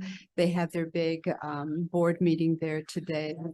And so, yeah, just beginning to have those conversations. Yeah, so that's some of the things that we should make some changes when we get the D-Bid person in here, because that's crucial. How he working hard on getting automotive people and all of this, and then we get a beautiful film media thing and they're not even connected. So Georgia Skinner has been over several times and has been in conversation with us, but nothing formal at the moment. Yeah. We'll change that. Thank you. Yeah. But Minette, the creative media program, does it have certificates and lower, not all bachelors? Because when we met with the film, actually, I think all of us went to 9-minute studio. Right, we do have some certificates. I'd have to get that for you. I know we do have a micro credential in labor, and we've got 13, 14 micro credentials, but I'd have to let you know if any of them are in creative media. Those are the ones that are like micro degrees. But. Because they seem to talk about jobs below the line and above the line, and we don't have enough certificates for jobs below the line. Okay. Right. I will need to ask about that. Okay. Yeah. Thank you. Adjourned.